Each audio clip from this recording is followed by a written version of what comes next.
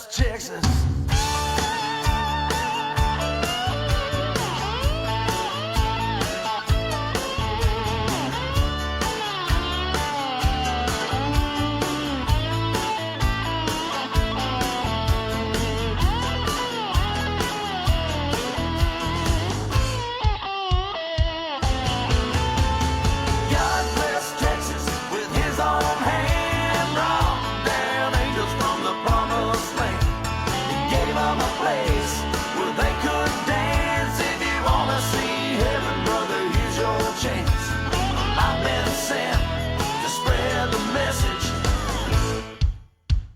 God bless Texas.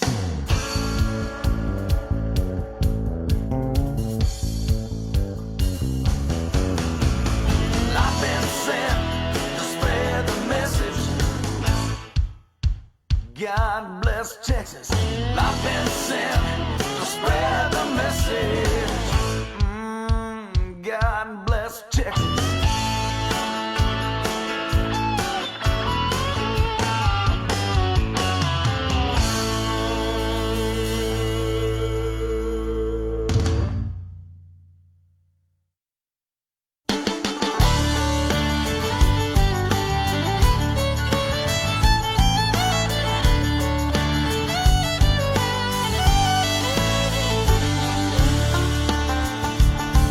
If you haven't climbed up to Enchanted Rock, drink a cold shiner down in Lukenbach, taking your baby to the river walk,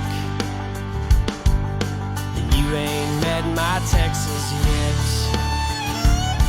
If you haven't floated down the El Frio, heard red dirt music on your radio, eating Coopers down in Llano, you ain't met my Texas yet. You haven't been to the Houston Rodeo, sang carry on at a Pat Green show. If you ain't seen an Abilene sunset, then you ain't met my Texas yet.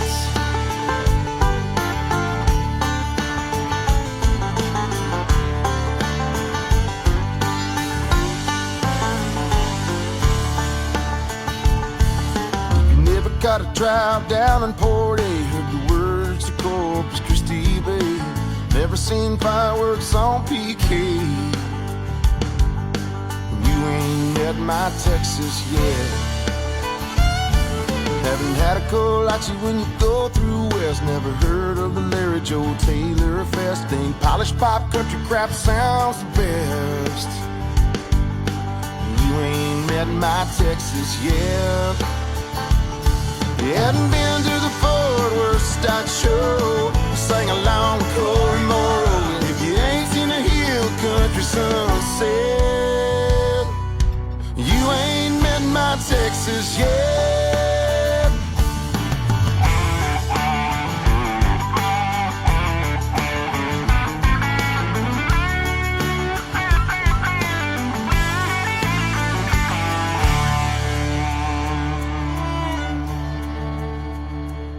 Say you haven't hiked through Big Bend, had your hair blown back by Lubbock wind, been somewhere where they call you friend, and you ain't met my Texas yet. You haven't been to the San Antonio Rodeo, sang Everclear at a Krager show. If you ain't seen an El Paso sunset, you ain't met my Texas yet. No, you ain't met my Texas yet.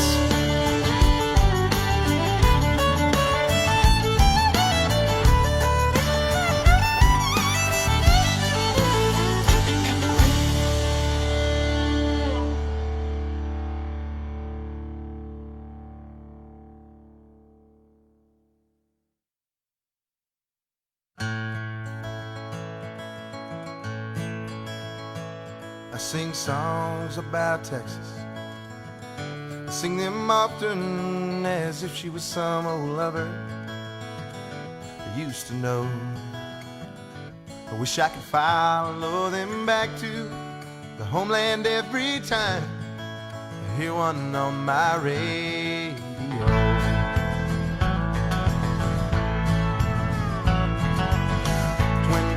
playing.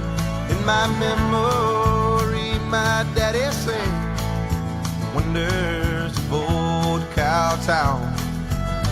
Silver-haired and he's still there. Under a sky so warm and fair. Well, I tell you, friends, there's a song in every town. So sing me one more song about old San Antone. Seemed like a dream now, it was so long ago.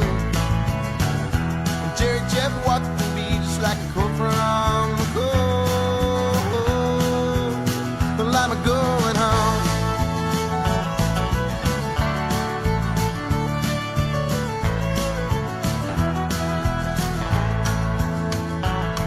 Well, it's nothing short of the gospel hymns.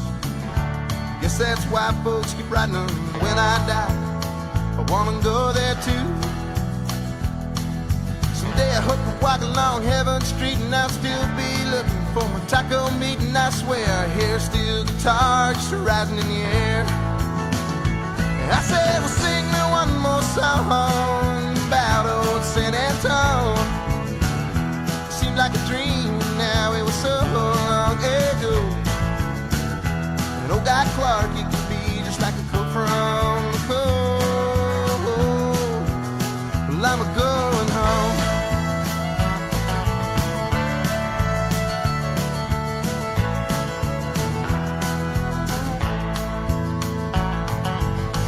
When the night is real, real still, I swear I can hear a whippoorwill. She knows there's music in the dirt down there. Hill country rain, it's a cleansing thing. And all I have to do is see one sit in a shallow creek. Got nothing to do. I said, now sing me one more song about old San Antone. Seemed like a dream now, it was so long ago. Jerry Jeff walked the beat just like a quote from the cold. So sing me one more song about those dusty plains, them honky-tonk angels and their lonely beehive pain. I wish I was stowed away on some fast moving train. Going home, I'm going home.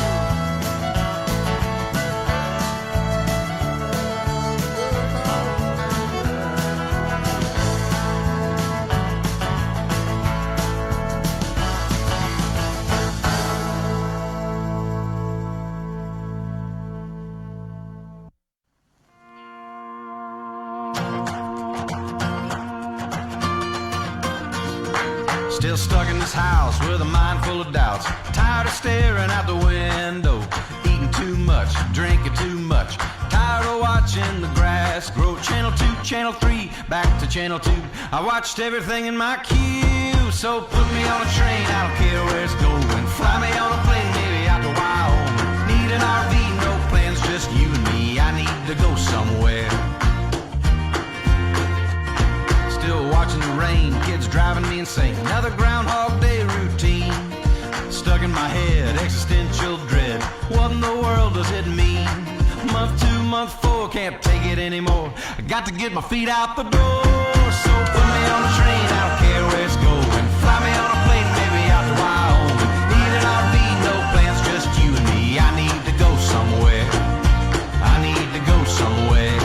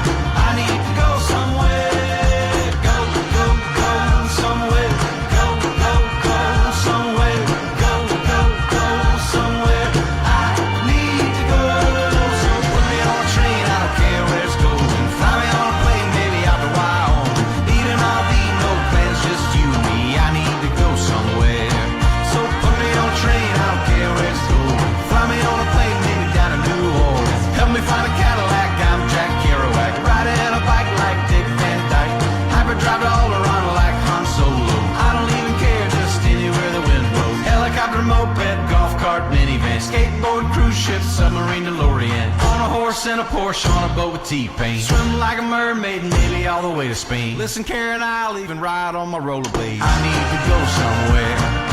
I need to go somewhere. I need to go somewhere.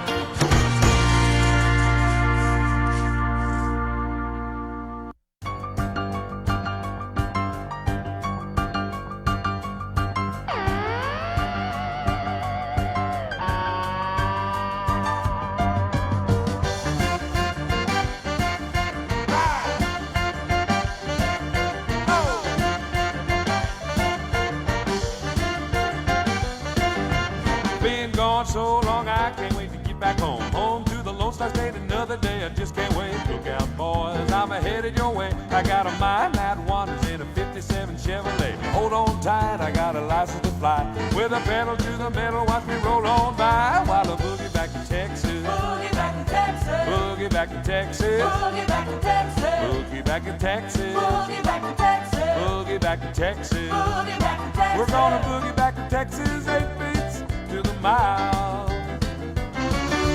Rolling out of New York, Philadelphia, PA, Pittsburgh, Wheeling, West Virginia on the way. Rolling through Ohio, gonna make it to Kentucky. Gonna make it by the morning if I'm fast and if I'm lucky. Hold on tight, I'm homeward bound. Gonna boogie back to Austin, back to my hometown. Boogie back to Texas. Boogie back to Texas. Boogie back to Texas. Boogie back to Texas. Boogie back to Texas. Boogie back to Texas. Boogie back to Texas. Boogie back to Texas. We're gonna boogie back to Texas, 8 beats to the mile.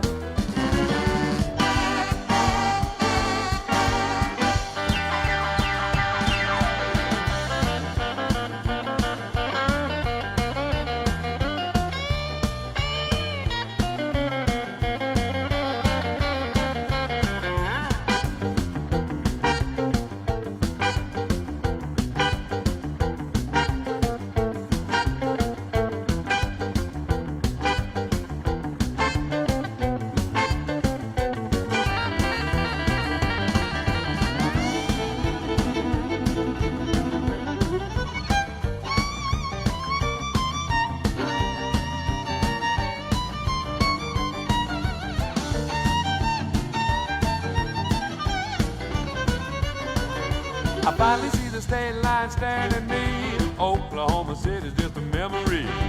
Fort Worth, Dallas, roll on by. Waco now, less than 50 miles. Clear the roads, I'm headed that way. Gonna boogie back to Austin, cross the US of A. Boogie back to Texas. Boogie back to Texas. Boogie back to Texas. Boogie back to Texas. Boogie back to Texas. Boogie back to Texas. Boogie back to Texas. Boogie back to Texas. We're gonna boogie back to Texas, 8 beats to the mile. Hey. Yeah. Right. We're gonna boogie back to Texas, 8 beats to the mile. Can't you see I'm on my way? Boogie!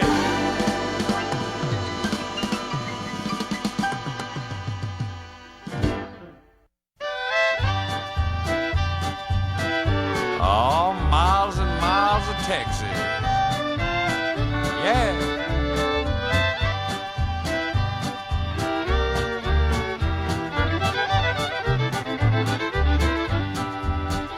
I was born in Louisiana, down on the old bayou, raised on shrimp and catfish and Mammy's good gumbo. I got that rambling fever, said goodbye to Ma and Pa, crossed that old Red River, and this is what I saw. I saw miles and miles of Texas, all the stars up in the skies. I saw miles and miles of Texas, gonna live there till I die. Oh, Danny and Bill.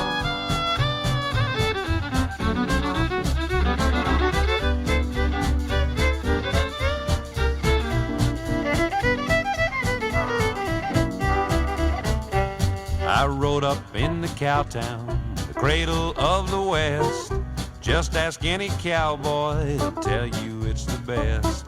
I met a Texas beauty, got friendly with her paw. I looked into her big blue eyes, and this is what I saw. I saw miles and miles of Texas, all the stars up in the sky. I saw miles and miles of Texas, gonna live there till I die.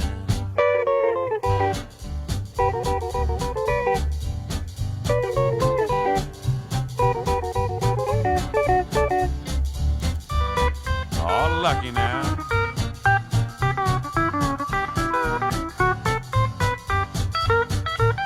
I started taming broncos, made every rodeo, until I met a rough one, his name was Devil Joe. I grabbed hold of his bridle to ride this old outlaw. He threw me from the saddle, and this is what I saw. I saw miles and miles of Texas, all the stars up in the sky. I saw miles and miles of Texas, gonna live there till I die. Oh, fiddles now.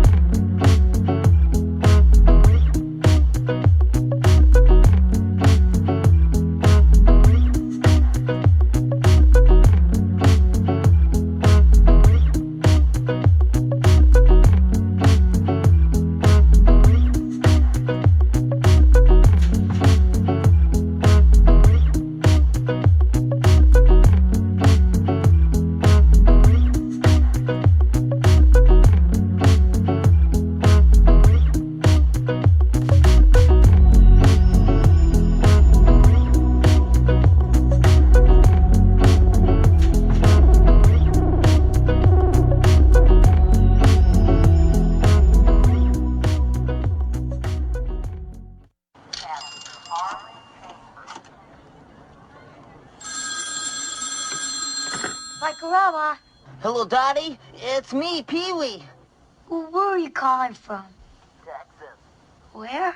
Honest. Listen, I'll prove it. The stars at night are big and bright. The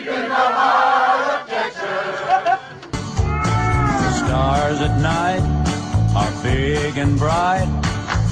Deep in the heart of Texas, the prairie sky is wide and high.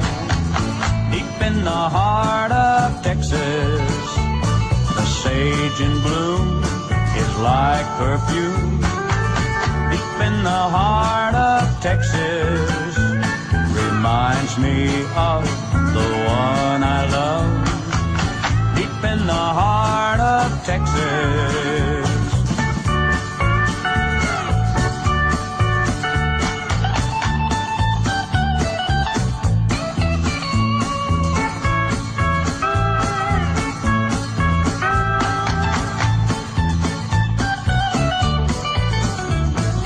Coyotes wail along the trail. Deep in the heart of Texas, the rabbits rush around the brush.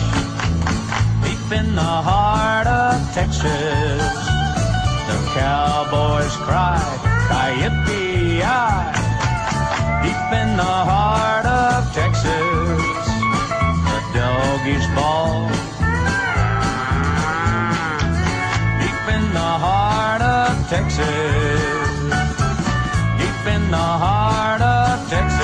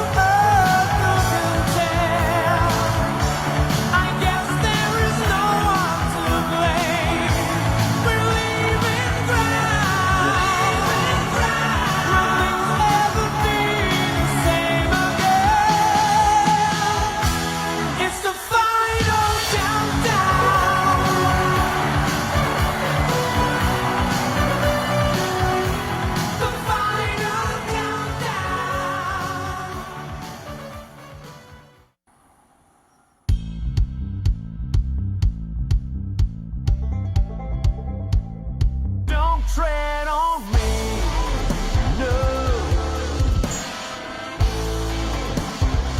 Hi, I'm Victor, and I'm from El Paso. I'm Kristen. I'm from East Texas. Hey, I'm Kathy from Ellis County. We're the Colemans, and we're from Houston. I'm Pat, and I'm from Midland. I'm Sarah. I'm from McAllen, Texas. I'm Sean. I'm from Lubbock. I love the strength and history of Texas. I'm a sixth-generation Texan. I'm a California refugee.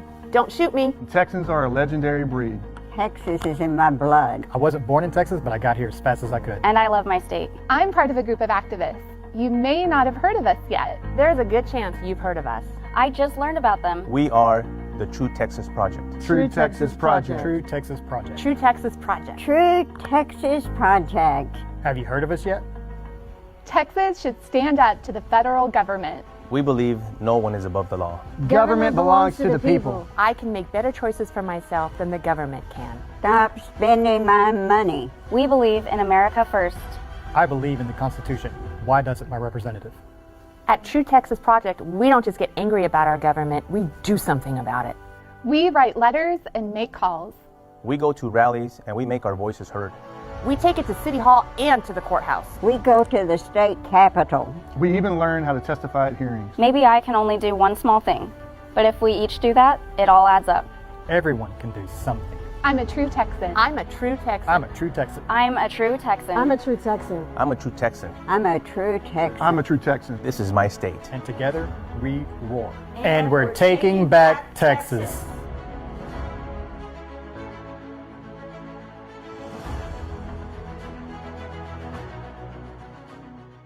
Are you going to be capable of making the wrong people do the right thing? And one of the things that they are going to use to evaluate is the success of this effort right now. And it's great that we've had a huge room. People are flowing out there. Thank God the fire marshal hasn't been called. But what's the second meeting going to look like, folks? What about 6 months from now? What is this group going to be doing? The good news is there's no elected official that has any say over the answer to that question. It's up to you. No, how I roll. I'm a survivor, you're damn right I'm a fighter. I'm a big buckskin and trout knot rigging Hank Jr. disciple. So don't you be offended when Granddaddy defended.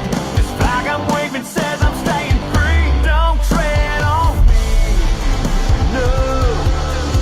There are many people eager in Texas to make sure that the socialists who are taking over Washington meet opposition every step of the way.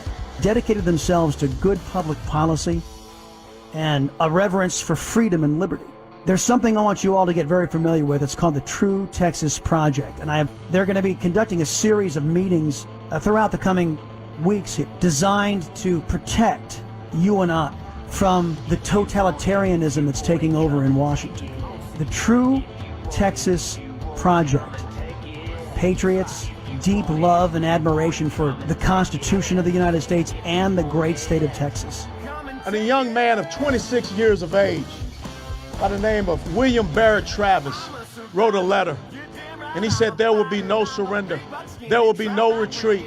He said, I am willing to die of my honor and the honor of my country. He said, victory or death. This is a defining moment for who we are as Texans.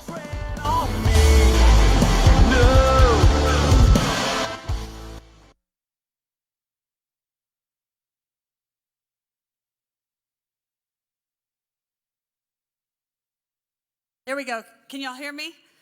Okay, awesome. Welcome to our first meeting of 2022. We're so glad you guys are here. And I know we're starting a few minutes early. I realize that we have a jam-packed meeting, lots of stuff to go through here in the beginning before we get to the main event, which is live streaming from Harris County for our gubernatorial roundtable, which is really exciting. So I'm excited to hear what those candidates have to say. Couple things. I'm going to go ahead and ask that any candidate running for office make their way to the right side of the room and go ahead and line up. We're going to go through those candidate introductions here shortly, and in the essence of time, if you guys can make your way over to the right. This meeting might look a little bit different than we usually do each month, just because, again, we really want to join them in Houston on time. So just kind of bear with us, and then we'll join them, and it's going to be an awesome time together. So I'm going to ask Mary to come up and start us in prayer. If you'll please stand. Thank you. Heavenly Father, we come to you tonight in Jesus' name. Thank you for being the way, the truth, and the life. We lift this nation to you for this new year, that she will know peace, which passes understanding, that our country will know joy that is found in the presence of you, and that she will know wisdom from above. Father, we ask for protection for our people, our supply chain, our economy, our food sources, our ports, our airspaces, our military. Father, we ask for protection for our Constitution and for the Bill of Rights, and we ask for the integrity of our court system. Thank you, Lord, for who you are. Amen. Now, if you'll join me in the pledge, please. I pledge allegiance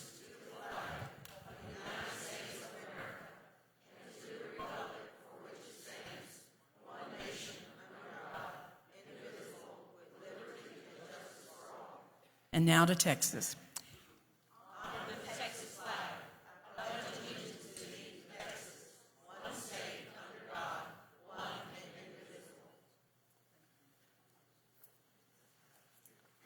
Okay, so now we're going to ask for the political candidates to come up, but because we are on such a tight time frame, please be respectful. We're only going to allow 20 seconds, so just get it out there as quick as you can.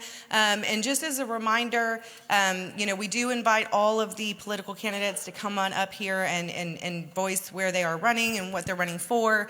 That is not an endorsement. What was the other thing? I forgot. Is that it? Yeah, I think that's it. So, and if you'll just step up here and then hand the microphone back up and go down that way. Thank you so much. A good future judge obeys the rules. I am Mamie Johnson. Go to Mamie, M-A-M-I-E-B, Johnson.com. Mamie Johnson, Judge number 5, Court 5. Thank you. And if you'll just go up there next to Hillary and then just be ready right after. Hi, everybody. I'm Joe Livingston. I'm running for the House of Representatives for District 92. I'm running to replace Jeff Cason. He's not running for re-election, but we've been redistricted, and it looks really weird. I don't have a primary opponent, but I do have Democrats in November. So keep me in mind for November. And even if you don't live in my district, I accept donations. And for the record, Jeff Cason is irreplaceable, but I am looking forward to helping. My name is David Lowe, and I'm running for state representative right here in North Richland Hills. I am running against one of the wokest Republicans in the Texas House. Sex change operations are legal in Texas because of my opponent. Please visit davidlowefortexas.com. Hey, Patriots. My name is Larry Dale Carpenter Jr., and I'm running for County Commissioner Precinct 4. So if I win this, I will be on the court with Tim O'Hare. I am totally against all this wokeness on our school boards. I want to fight back against this. I am the only candidate that comes to hardly any events. And I'm the only candidate that fights against these school boards and all this wokeness. Please go to carpentercommissioner.com, and I want your support. Thank you, and God bless. Hey y'all, my name is William Knight, and I work for your elected DA, Sharon Wilson. I'm running for the 371st District Court. I currently serve you as the Assistant Chief Prosecutor of the Intimate Partner Violence Unit at your DA's office, and prior to that I was in the Special Victims Unit, where my law enforcement peers voted me as Child Abuse Prosecutor of the Year. I'm board certified in criminal law, and I'm running for judge because we need people on the bench who understand how important those cases are. William Knight for the 371st, knightforjudge.com. Good evening, y'all. My name is Pamela Bogus. I'm running for the 372nd District Court. It's a felony criminal court. The incumbent judge is retiring. I was a prosecutor at the Tarrant County DA's office for about 12 years. I was the assistant chief of the gang unit, a felony court chief, a chief over the misdemeanor section. I was also a magistrate judge or an associate judge. I worked for the elected judges. I've been a prosecutor, a defense attorney, and a judge. I'd appreciate your support. Thank you.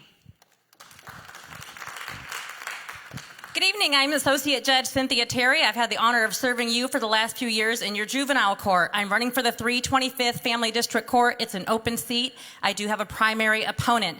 However, I am the only candidate in this race licensed in 2 states. I'm the only candidate who's actually produced results such as efficiency in her court. Cynthia Terry for the 325th. Thank you. Hi, my name is Ryan Hill. I'm running for the 371st District Court. It's a felony criminal court. I am a prosecutor. I'm a chief prosecutor in the district attorney's office currently. I've been a prosecutor for over 13 years. The thing that separates me is my experience. I have over a decade of experience trying felony jury trials. I've also got experience as a Republican-appointed election judge for 3 elections, which is important, and I believe that it separates me that I have conservative family values. Thank you so much. Hello, everybody. My name is Taylor Mondick, and I am running for the House of Representatives, District 95, for many reasons, but the main one is because everyone says you can't do it, and that Republicans can't win a Democrat district, and I disagree. So I'm looking forward to your support. Thank you.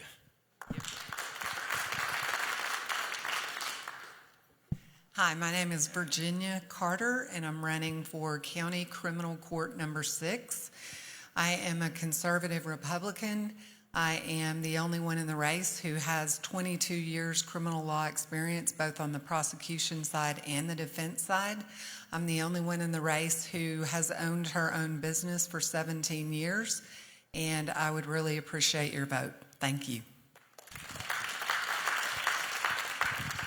Hello, my name is Kenneth Newell. I'm judge of the 233rd District Court, one of our family courts. I am one of those guys who spent 20 years in the Army protecting your freedoms at home and abroad, and now doing so on the bench, taking care of our families. I'm unopposed, and I thank you for your continued support. Thank you.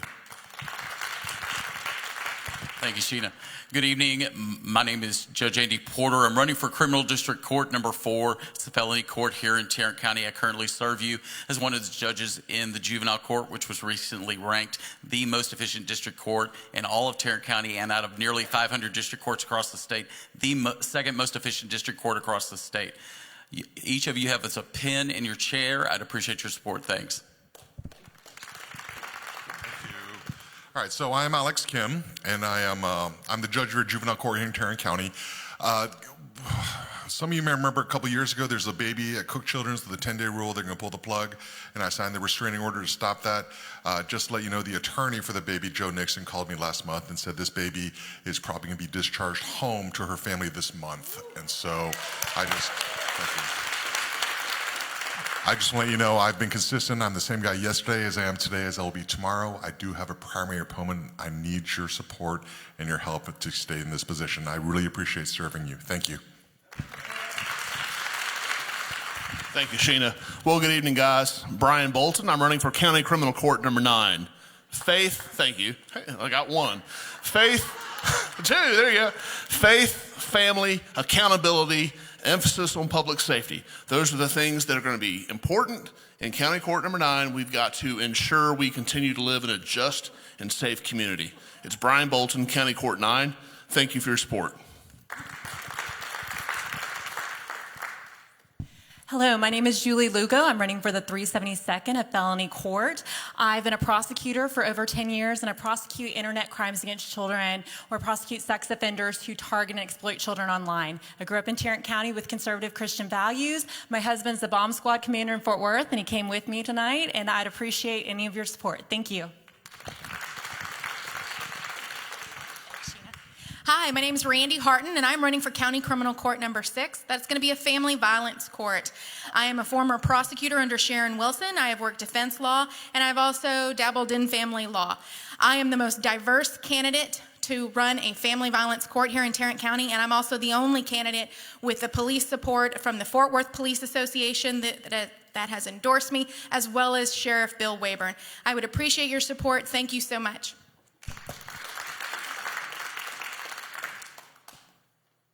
Good evening, everyone. Tom Wilder, your district clerk here in Tarrant County. I manage the business operations for the 28 district courts and about 23 associate judges and magistrates. I have a long record of fiscal responsibility, been recognized 3 times on a statewide award. I would appreciate your vote for Tom Wilder, district clerk. Thank you. Hello, I'm Debbie Adami. I'm talking from here because, it's gotten really cold and the weather affects the rod and 3 pins that I have in my leg. Anyway, I am running for County Criminal Court number 9. And the 3 items that I'm going to be focusing on as judge is I believe in law and order. I'll always follow the law, and I will back and support the blue. Thank you. Good evening, everyone. I'm Tim O'Hare. I'm running for Tarrant County Judge. And thank you very much. I'm endorsed by Julie. I'm endorsed by Fran. I'm endorsed by Hillary. I'm endorsed by the True Texas Project PAC. And about a month ago, I got a phone call from a very recognizable voice. We had a very nice conversation. At the end of that conversation, he told me he would endorse me, and that was President Donald Trump, and I'd love to have your support as well. Thank you. How are you? Good evening, everyone. I'm Elizabeth Rivera. I go by Liz Rivera. I'm running for the 324th Judicial District Court. It's a family court. And guys, if you think that your constitutional rights, your parental rights, and your gun rights are not affected in these courts, you're absolutely wrong. I have my own practice, and I've been doing it for 16 years. And one day you wake up after you see everything that goes in the courthouse, and you think, how can I serve my community in a greater capacity? And this is how. It's an open bench. We have a primary. Oddly enough, as a divorce attorney, I'm going to tell you the first day to vote is Valentine's Day. I'm going to ask for your vote. Liz Rivera for 324th. I do have a primary opponent. Look me up, and I'd be happy to serve y'all. Thank you so much. Awesome. Thank you to all the candidates who came.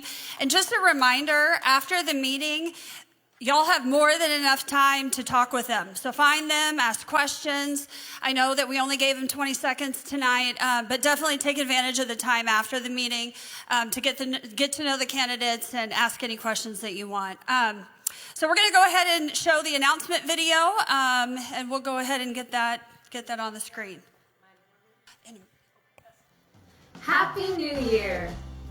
2022 will be a great year for True Texas Project. Excellent speakers, exciting events, and elections. With elections quickly approaching, we want to remind you that our website will have all the voting recommendations for candidates. Here at True Texas Project, we know how important citizen involvement is. So find a candidate, walk the streets, get involved, and work the polls. We need more people who are willing to give up their Saturday if we want to save Texas. This month, on January 10th, we are hosting the Gubernatorial Forum with Alan West, Chad Prather, Don Huffines, and Governor Abbott if he bothers to show up.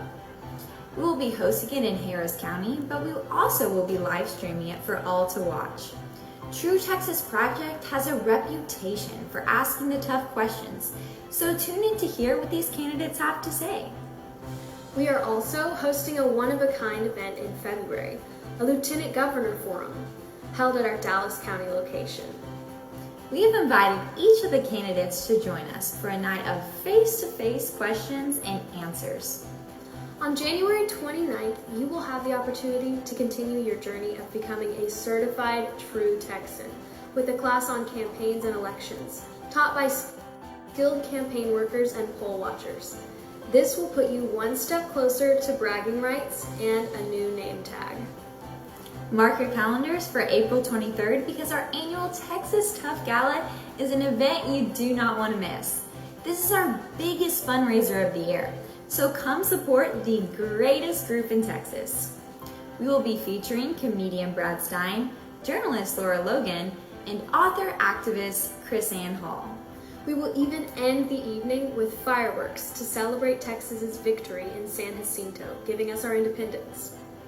Tickets go on sale this month, so keep an eye on our Facebook to see when you can purchase them.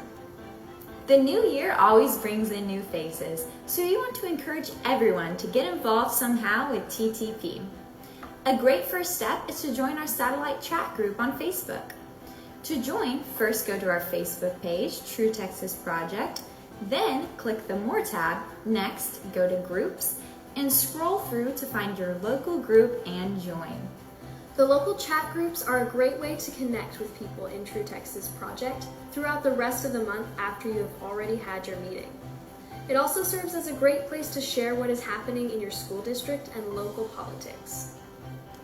Do you have a friend or neighbor who is like-minded but doesn't know about us yet? Try sending them our Help Is On The Way video, which can serve as a short and sweet introduction to what we are all about at TTP. I heard your heart. I see your pain, out in the dark, out in the rain. Feel so alone, feel so afraid. I heard you pray, in Jesus' name. It may be midnight or midday. It's never early, never late. He gon' stand by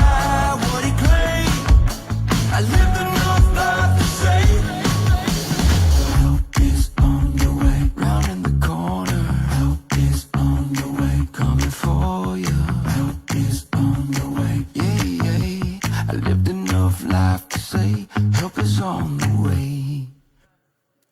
It is located in the About section on our website. Now that's all we have for TTP announcements. Stay tuned for more local announcements from your county co-director. Awesome. Wasn't that Help Us on the Way cool? Isn't it exciting to be part of a group that's making changes in Texas? I just think it's really exciting. Two just quick announcements for local that we've got going on. The 22nd, January 22nd, we have a coffee meetup at Kindred Coffee in North Richland Hills, not too far from here, just down the, actually kind of across the street. We've done 2 of those already, coffee meetups, and they are so much fun. It's a relaxed time to get together, meet new patriots, make new connections. It's just great. So if you can come on the 22nd, it's a Saturday at 10 a.m. All of these announcements are also listed on our Facebook page. And then like they said on the video, the 29th is our first of the year TTP class called Campaigns and Elections. They always do amazing jobs on the classes through TTP, so I strongly encourage you guys to sign up for that. And I'm going to go ahead and invite now a guest here, Michael Quinn Sullivan.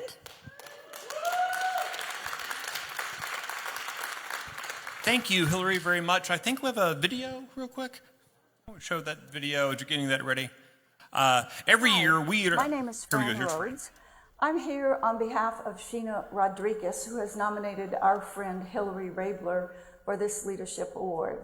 Sheena's doing some important work down on the border and wasn't available to make the video, so I'm doing it on her behalf. And it is my pleasure to nominate our friend Hillary.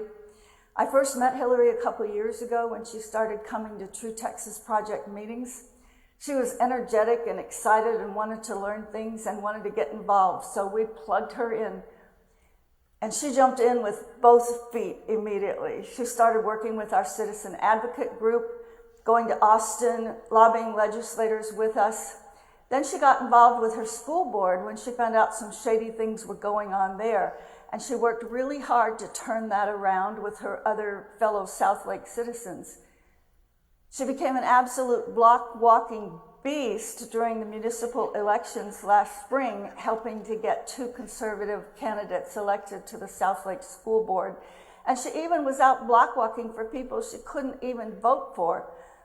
I'd often see her on Facebook saying, "Hey, anybody need a block-walking buddy today? I'm available." And she'd be out there block-walking for candidates that she was not eligible to vote for. She's that dedicated. When True Texas Project started expanding, Julie and I found that we had to kind of abandon our home county of Tarrant because we were always occupied at another place. So we needed a director for that group, and we asked Hillary to be one of those, and she stepped up. She's done an excellent job leading that group. She has motivated and expanded our volunteer liaison program for Tarrant County and has done a wonderful job of recruiting people to fill all those positions. I love the fact that I've gotten to know Hillary and work alongside her to keep Texas free, and it is my great honor to nominate her for this Conservative Leadership Award.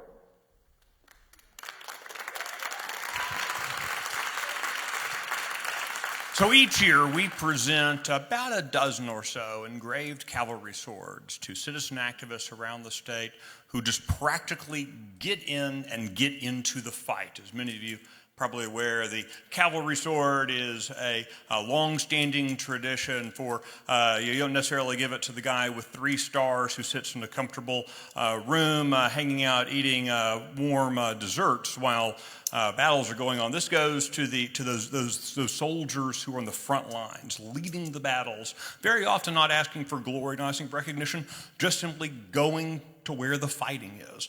And that obviously defines Hillary Rabler. Many of you, it's not a surprise she gets awarded because, quite honestly, I think about half of you nominated her back in the August. We were so sorry that Hillary couldn't be with us at our event in December, and so we wanted to make sure that she was recognized appropriately for her amazing work on behalf of the people of Texas. So Hillary Rabler, thank you for serving the people of Texas.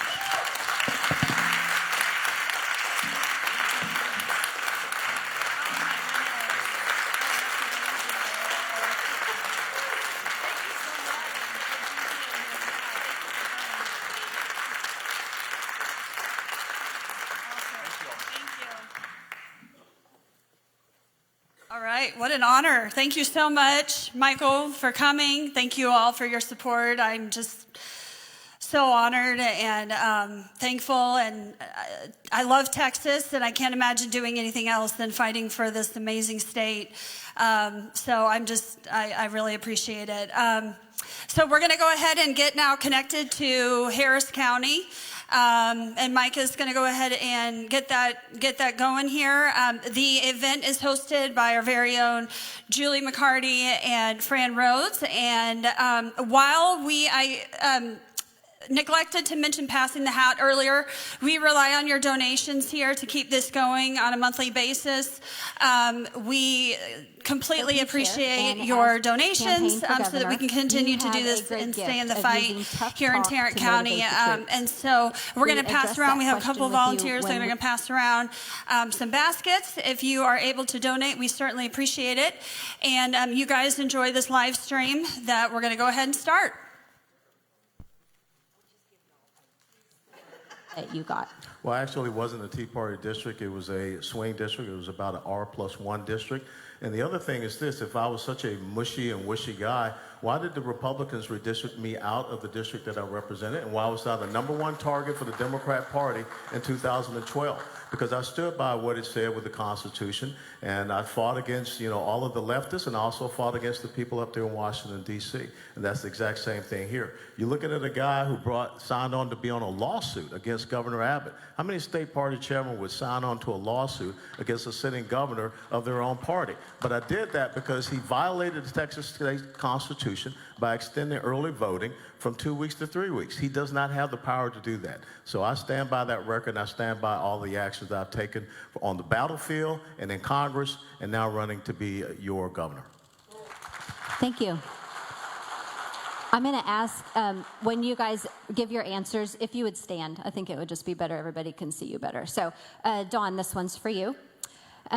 There is a lot of talk swirling around that you're just a used car salesman and some rich guy who is not really one of us. We would like to know how you respond to that, but I'm going to go one step further. How do you respond to insinuations that rich people cannot represent the rest of us? Okay, well, first, I've never been in the car business. My family's in the car business. It's my brother Ray that's in that business. I'm in commercial real estate, and I started my company in 1985, and it's been very good to me, and I've been very successful. On that same topic, I tell you this, that I'm the only elected office holder, according to the Secretary of the Senate, in the history of the state of Texas that never took any pay, pension, health care, no reimbursements, no per diem, travel vouchers, no nothing. I didn't even use their office furniture. I'm going to do the same as your governor. And the reason is I don't need a new job. I don't need a new career. There's a lot of things in my life I could be doing. I'm doing this simply because the job's not getting done. We're tired of the lies. We're tired of the broken and empty promises. And I've got the solutions, and I've got the courage to implement those, and it really puts me at a competitive advantage since, of course, I'm the only candidate running for governor who's actually been in the legislature. But it's also because I don't have to worry about the political ramifications of my decisions.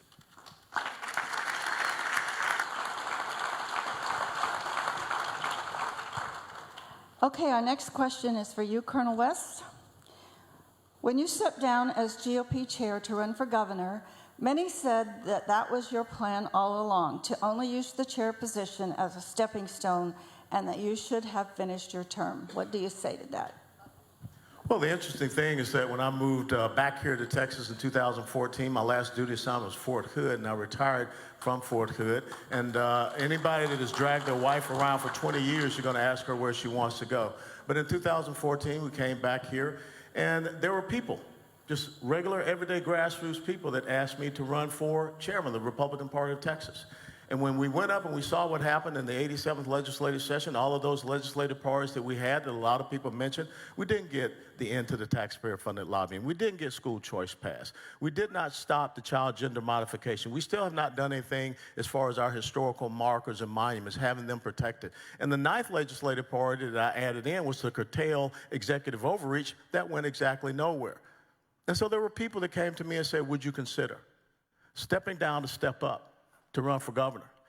And let me tell you, it goes back to kind of what Isaiah experienced when he stood before the host of the Lord in Isaiah 6 and 8. Here I am, send me.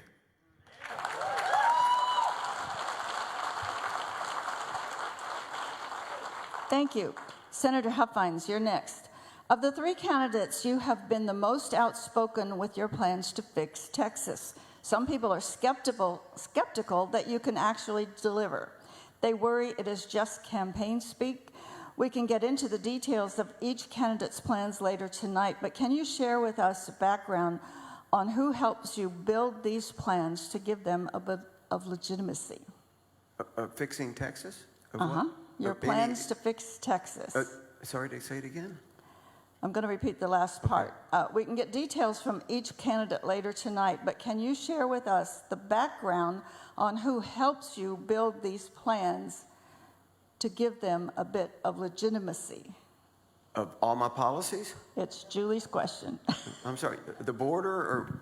We just want to know if all these plans that you're putting forth, people are skeptical that you can really deliver.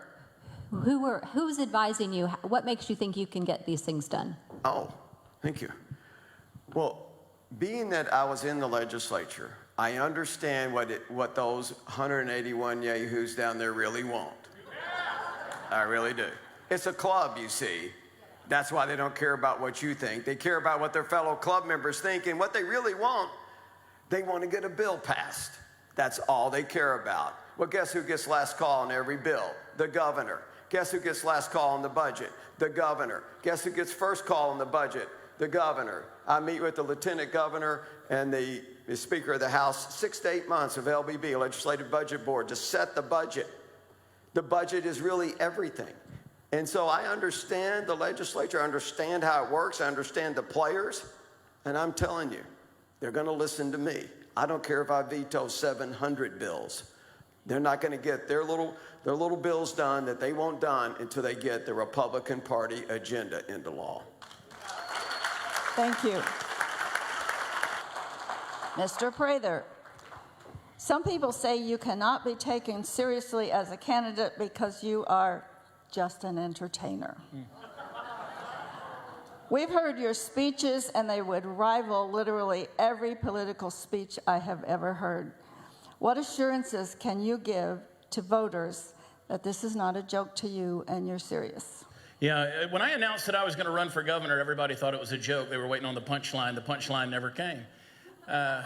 The beauty of what I do for a living and historically being able to go out and do live entertainment, I can step into a room with a group of people who have different emotions, different backgrounds, different convictions, different philosophies, different beliefs, different socioeconomic status, and I can bring them together. I can make them all laugh. I can make them all entertained so that when they walk out of here, they feel unified. They feel like they've heard something that each person, no matter where they come from or what they're dealing with, can relate to. To be able to do that takes a special kind of mind. I think that is ultimately what you're looking for in an elected representative with delegated authority who can look at a room of people or even a state filled with people or even a legislature and say, hey, let's see how we can work together and bring these common things together to get that common goal done so that when people walk out, they feel like they were a part of something significant and they got something accomplished. So coming from the world of entertainment, I don't see that at all in any way, shape, or form. And by the way, I will remind you, if entertainers don't show up every night to work, they don't get paid. So there's a great work ethic in that world, and I think that's exactly what we need in Austin, Texas. Okay. This next question, all three of you will answer, and you will each have 30 seconds to give your answer, okay? It's an easy one. Okay. Abortion is a top concern among most true Texans. While much progress was made with the heartbeat bill, abortion remains legal in our state. Will each one of you please take 30 seconds to tell us if you support abolishing abortion with no exceptions? And if not, what exceptions do you make and why? We will start with Huffines and then go to Prather and then West. I like to think I'm the most pro-life candidate to ever run for governor. It's on my website. I have one specific policy about life, and that's to abolish abortion. I'm pro-life from conception to natural death, no exceptions. Even though I grew up in the state of Georgia, I still consider myself a Texan because I was conceived in Dallas. That's how pro-life I am. I believe from fertilization to natural death that life matters. And we can't deal with any other issue that's on the table unless we believe in the sanctity of life. I believe 100% that abortion is murder. Under any circumstance, that life matters. It is an image, it is a person created in the image of God, and I believe in the 100% abolition of abortion across the board in the state of Texas. Last year in January, there was an issue going up before the people in Lubbock, Texas. That was to make Lubbock, Texas a sanctuary city for life. They called me and asked me to go out there and march with them. In May of last year, Lubbock became the #1, the largest sanctuary city for life in the United States of America, and I was honored to be able to stand out there with them. Now, some people will say, well, Colonel, we've heard that you talk about rape and incest. That's something that I think that my personal belief is that if my daughters were to be criminally violated, I would love to be able to have that discussion with God and with family, but I will do what the people have me to do.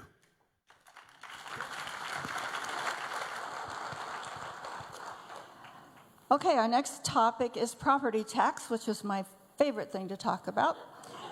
And you are each going to have 3 minutes to answer this. So let's just dig right into property tax reform because Texas is at a breaking point. How do you propose dealing with the current property tax system?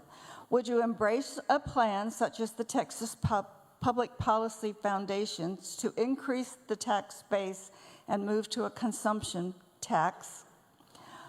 This is a big topic, so each candidate gets 3 minutes, starting with Mr. Prather. So first of all, our founding fathers would be rolling over in their graves if they knew that people were having to rent their property for the rest of their lives.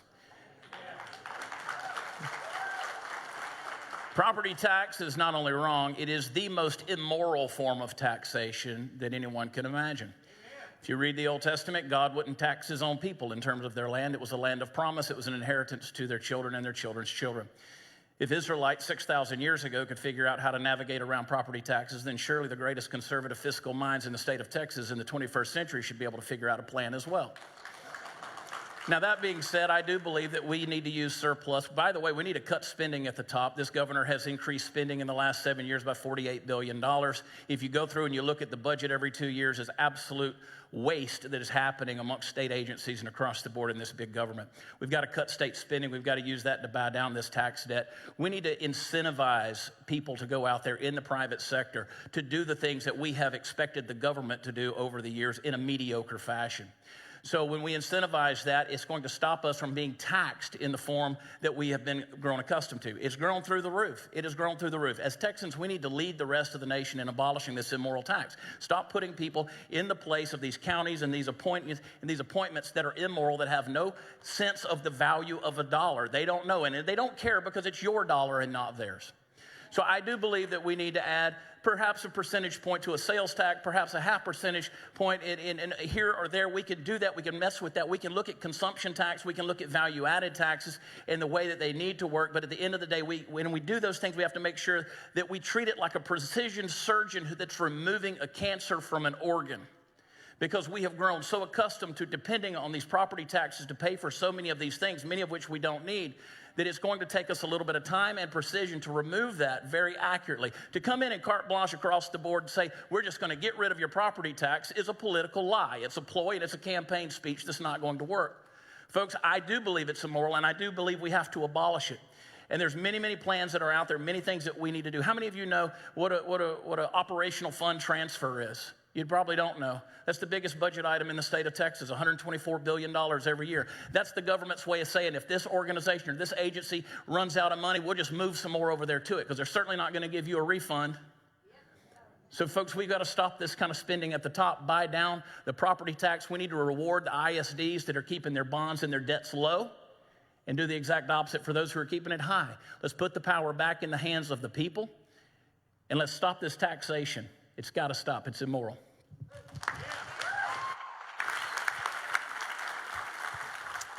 Texas has the 6th highest property taxes in the United States of America. When you study and understand the property tax system, it is really based upon the philosophies of Karl Marx and the Communist Manifesto and his planks. It's a progressive tax system, and the second thing that he talked about was the elimination of private property rights. Here in the state of Texas, you can pay off your land, you can pay off your mortgage, but you can never own your home.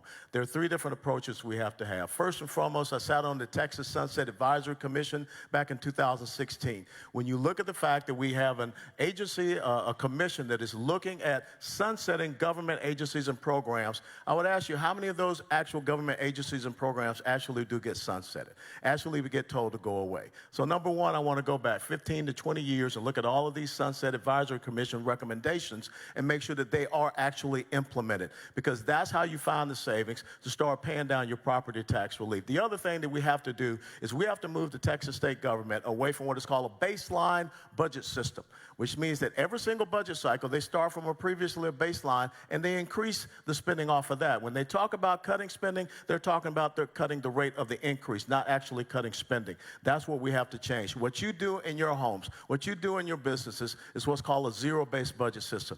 Every single budget cycle, every agency has to, once again, validate its existence, validate any programs that it wants to have, old and definitely, of course, new. So those are the 2 ways we look at savings that we can buy down. And I agree, we have to move to a consumption-based tax system, because why? Prior to 1917, in the United States of America, when we created the personal income tax, which was supposed to be temporary in nature, we did taxation in America by consumption-based. Taxation, they call it the fair tax, should be based upon what you are going out there and purchasing. One of the key things we have to do is talk to people, economists, to make sure that it is not a regressive tax system against our lower income tax levels, so that way you don't have to pay out these rebate checks to these people. So that's the plan. Number one, look at the Sunset Advisory Commission recommendations over the past 15 to 20 years. Number 2, move from a baseline budget to a zero-based budget system. And number 3, get this consumption-based tax program implemented, which we will do in the 88th legislative session in 2023, and we will get it on the ballot for you to vote on to be part of the Texas State Constitution in November 2023.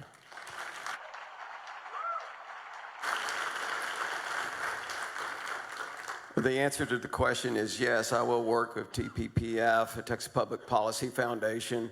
I'm taking it a step further. They talked about just eliminating the M&O on school taxes.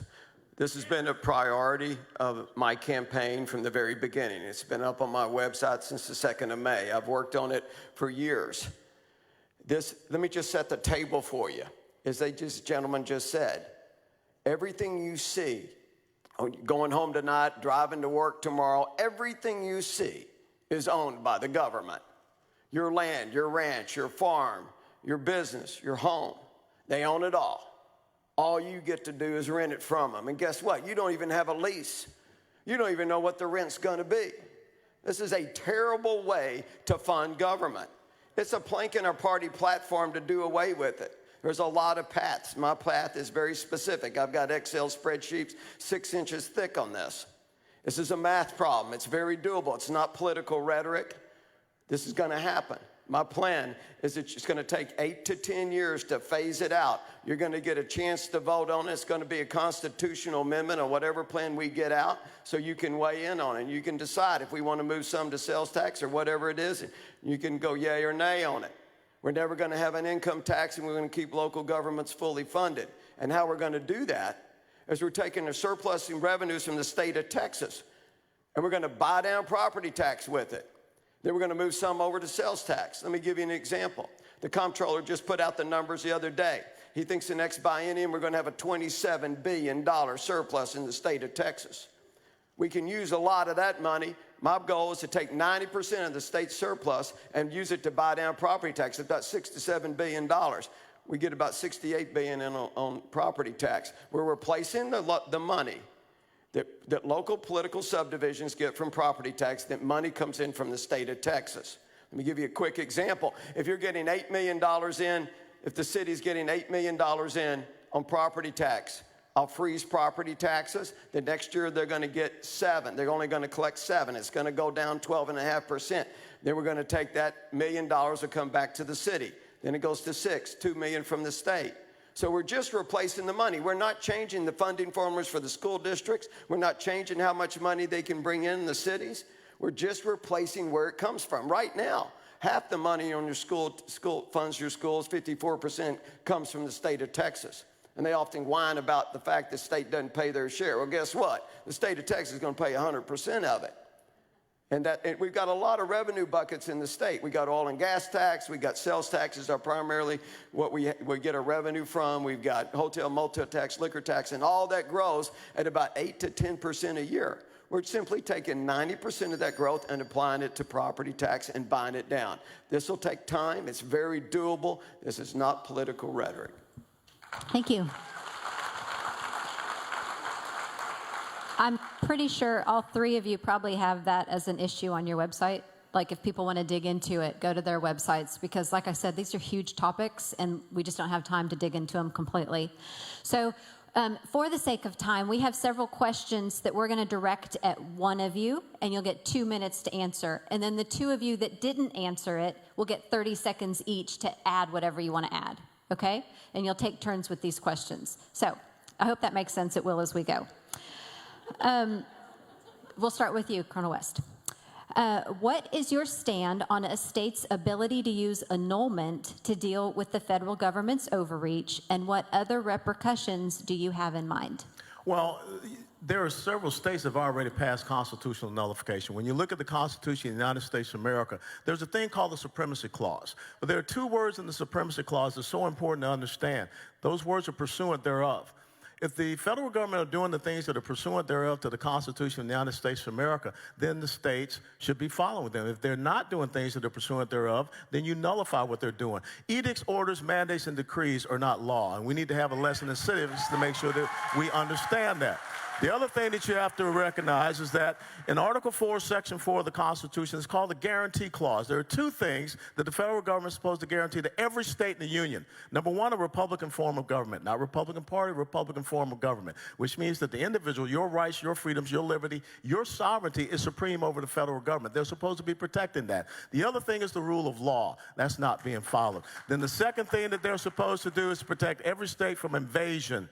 That's what the Founding Fathers called it. And therefore, in Article 1, Section 10, Clause number 3, it says what states can do if actually invaded. So everything that we have in the Constitution and also the Texas State Constitution protects and defends our rights as a sovereign state. And first and foremost, the 10th Amendment, which says all of those powers not delegated to the federal government or reserved to the states and to the people. And I took an oath to support and defend the Constitution of the United States of America. I look forward to taking an oath to support and defending the Texas State Constitution.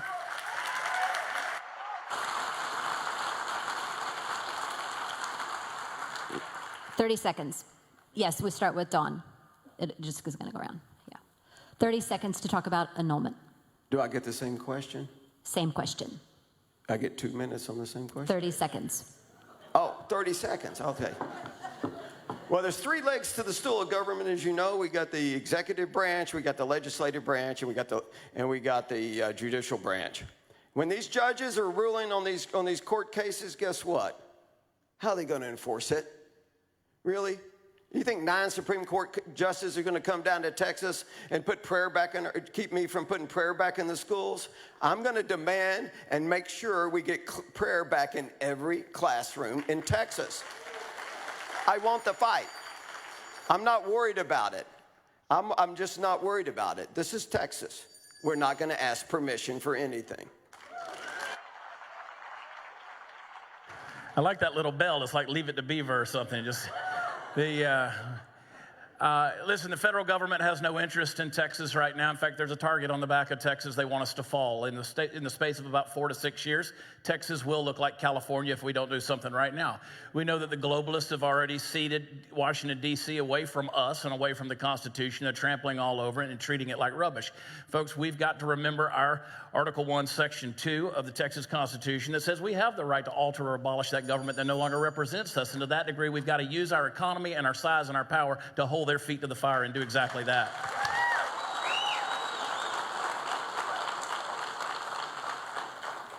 Okay, this topic is my second favorite topic to talk about. It's taxpayer-funded lobbyists.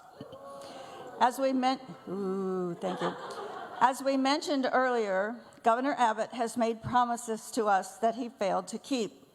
One of the big ones was to put an end to taxpayer-funded lobbying. Senator Huffines, you were in the state legislature. In your experience, what is it going to take to get this issue resolved? You have 2 minutes to address, and then Colonel West and Mr. Prather get 30 seconds if they want to add anything. Well, let me just point out a simple fact that most things are downstream of the governor's office. Our legislation, our culture, our virtues. The governor of Texas can get almost any bill done he wants anytime he wants. He's the governor of Texas. He's the leader of the Republican Party of Texas. I've seen it. I can tell you I can get this legislation done very quickly. My agenda is your agenda. The Republican Party legislative priorities are my priorities. That's why I ran for office in 2015. I love our party platform.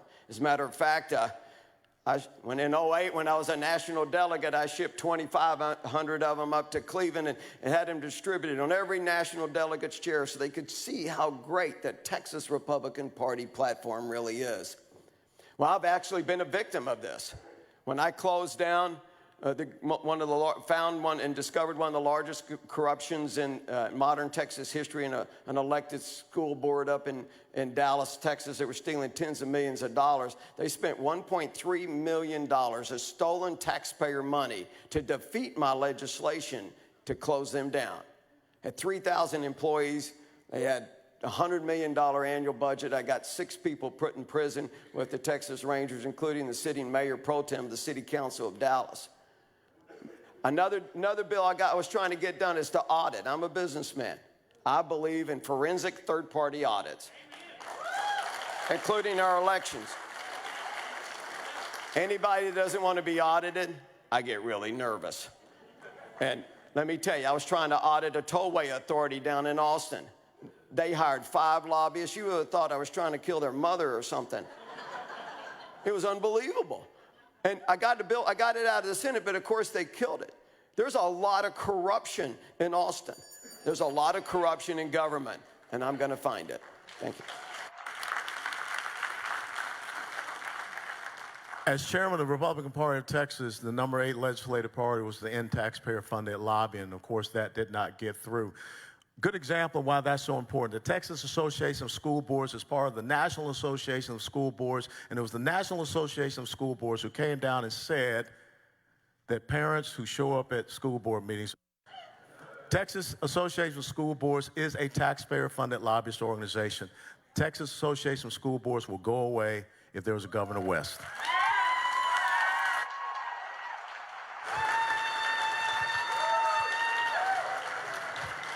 So one of the things that lobbyists learn whenever they get that job is they know they're going to be campaigned against. That's in the job description. But they're also told that they will never lose that job as lobbyists because no one on either side of the aisle is ever going to get rid of them. They love having the pockets lined. When it comes to bureaucracies, when it comes to people that you didn't appoint, that you didn't delegate authority to, those people have to go away because they're creating the government that you hate so much. These lobbyists and these bureaucrats have got to stop, and it's going to take somebody with backbone, with a willingness to say is no longer going to illegally, or immorally, I should say, line our pockets for political gain. The lobbyists have to go. Thank you. Okay, this next question we will address to you, Chad. We've received a lot of requests for help in the family courts, most of which seem to be dads not getting 50-50 custody or not getting a fair shake. How can this be addressed? Please take 2 minutes, and then Huffines and West will have 30 seconds each. I believe in equal parenting. I believe in equal parenting. Listen, when you had children, when they were in the home and the parents were together, you had equal parenting. But then suddenly there's a split. It's not the child's fault.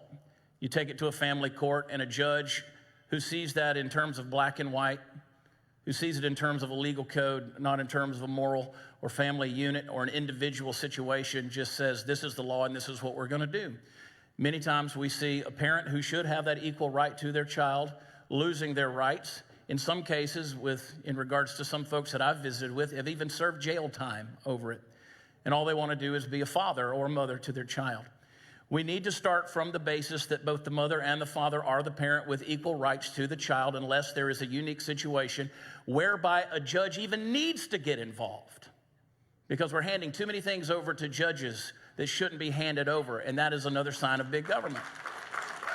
Let's allow for mediation. Let's allow for certain forms of litigation and moderation, but at the end of the day, we don't need to put judges in charge of all of this stuff. Let's make sure that parents, both the mother and the father, have a fair right to their children unless otherwise judged in a way that they are not fit to be that person or that child's parent.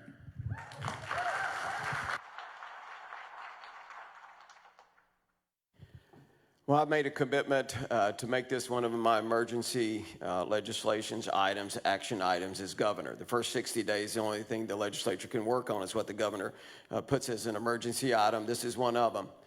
And it's not just equal parenting, which is so important, but it's also enforcing the fact on visitation and custody. And we've got to get strength in our laws, and we've got to get the law enforcement to enforce it when one parent doesn't allow what the courts have already ruled on, the visitation of the time that's been allocated. Thank you. In 1961, I was born in a blacks-only blacks-only hospital, I'm sorry. And I did go to church. But at that time, even though I was born in a blacks-only hospital, it was 77% of black kids had mother and father in the home. Today, that number is 24%, and that is attributed to the Great Society programs. The government came in and destroyed the traditional nuclear family in the black community. I believe in equality of parenting. I believe that we need to make sure that we are providing that for each one, mother and father, and we need to have means testing as well in that. Okay, for this next question, we're going to give each of you a whole 2 minutes. It's a very simple question. How do you propose to cut the budget? We start with Colonel West. I'll go back to what I already talked about. Number one, we have to go from a baseline budget system to a zero-based budget system. The other thing is that we have to start looking at all of those Sunset Advisory Commission recommendations that have been given to the government. And the thing is that those are just recommendations. They go then to the next legislative session, and what do you see happening in most of these legislative sessions? They don't implement those recommendations. And so that is what I want to do, in including in the very first budget that I propose, and get these legislators to understand that we're going to be serious about cutting spending here in the Texas state government. You know, we talk about the budget surplus that we have, but really Texas is running about a $107 billion debt because we're not taking into account the unfunded mandates, the liabilities, the pensions, and things of this nature. We saw what happened up in Dallas, Texas, where they did not account for the police pension funds, and they had to try to go down to the state government to get them to backfill them. We don't want to see that happen here in the state of Texas. So we have this Sunset Advisory Commission that we need to look at those recommendations. We've got to move away from this baseline budget system to a zero-based budget system. And it starts with the budget that I propose, that I will put out there, that will show that I'm serious about cutting the spending, not the rate of the increase of the spending.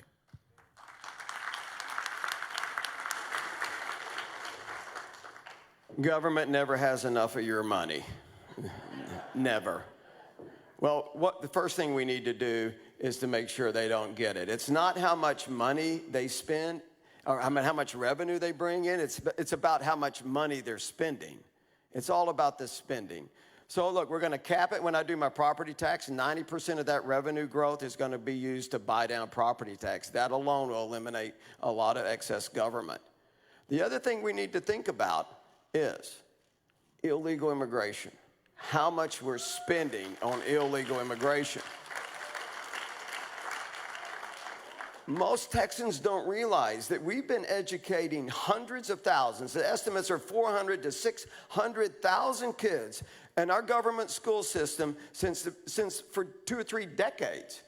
And their English is a second language. That's $14,000 a kid. That's $6 billion a year that you're spending for children that aren't supposed to be here. When I secure the border, which I'm going to get done in 30 days, and I'm the only person that's ever going to make sure that happens, I'm the actual Republican that's actually going to do something, I'm telling you, we're going to save so much money. Health care, incarceration, health and human services. Right now, 80% of the Texas budget's 2 buckets. education, and health and human services. Everything else is there's a 20% of that. Well, imagine if we got rid of illegal immigration and all those kids went home. I'm going to have an E-Verify law. This is the toughest you've ever seen. I've already got it written. If you employ one person, you're going to have to get E-Verify done. And then we're going to modify it to get a Texas E-Verify system. We're going to get the illegals out of our colleges where they get in-state tuition. And they're taking chairs away from your children. That's costing us millions of dollars. We're going to get rid of the enterprise fund that the governor's personal slush fund to pay Facebook to come to Texas. And we're going to give that back to taxpayers. Thank you. I can beat the senator's plan. I know half a dozen Special Forces retirees right here in Montgomery County that'll fix a border issue in 6 days.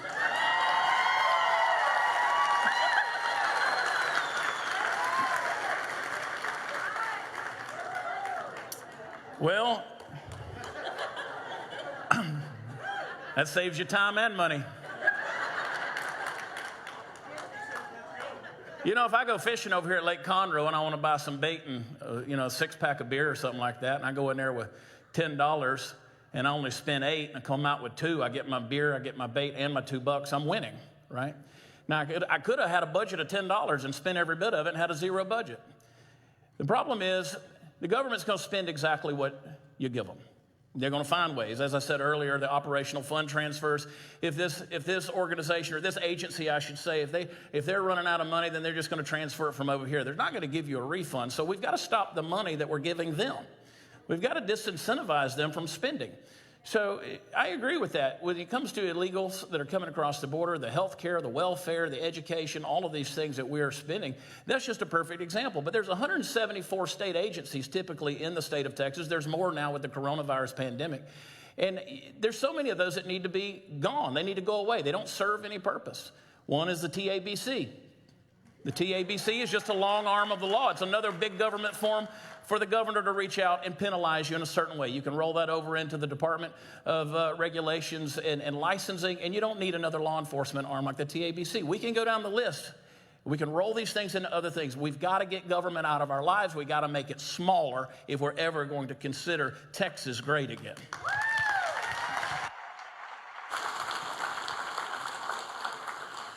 Well, Don Huffines, I'm very glad that you started talking about the border because that's the next topic that we're all going to talk about. Each of you will have 3 minutes to answer this same question. Obviously, in the 20 years that Governor Abbott has had to fix this problem, where he's actually been in a position to fix the problems at the border, he's done nothing. So take the time we've given you to tell us what your plan is. Let me set the table for you. Get 2 minutes. I'm sorry, 3. 3, okay. 3, yes. Great. Well, let me set the table for you. You probably already know. Border Patrol's telling me right now that 1.5 million to 2 million illegals are going to flood into Texas in the last trailing 12 months unapprehended. I tell you that because any way you define it, of course, it's an invasion. They're all smuggled in by the cartels, the most dangerous criminal organizations on earth. So dangerous. They murder and rape, all the sex trafficking and the fentanyl smuggling and the human trafficking. They're making hundreds of millions of dollars. Look, I love Mexico and I love Mexicans. I homeschooled my children, all 5 of them, and we tied the mattresses. We went to Mexico so I could put them in a Mexican school so they could, Mexican public school. We drove all over Mexico so they could learn the culture and the language, and they did. I love Mexico, but right now they're being a really bad neighbor. They really are. Well, let me tell you, this is the most important election in 22 in the United States of America, and it might be the most important election in the history of our country because the federal government's never going to secure that border. They never have, and they never will. The only chance we have of securing the border is if a courageous governor of Texas. And let me tell you, the key to my plan is I will never ask permission from the federal government to secure the Texas border.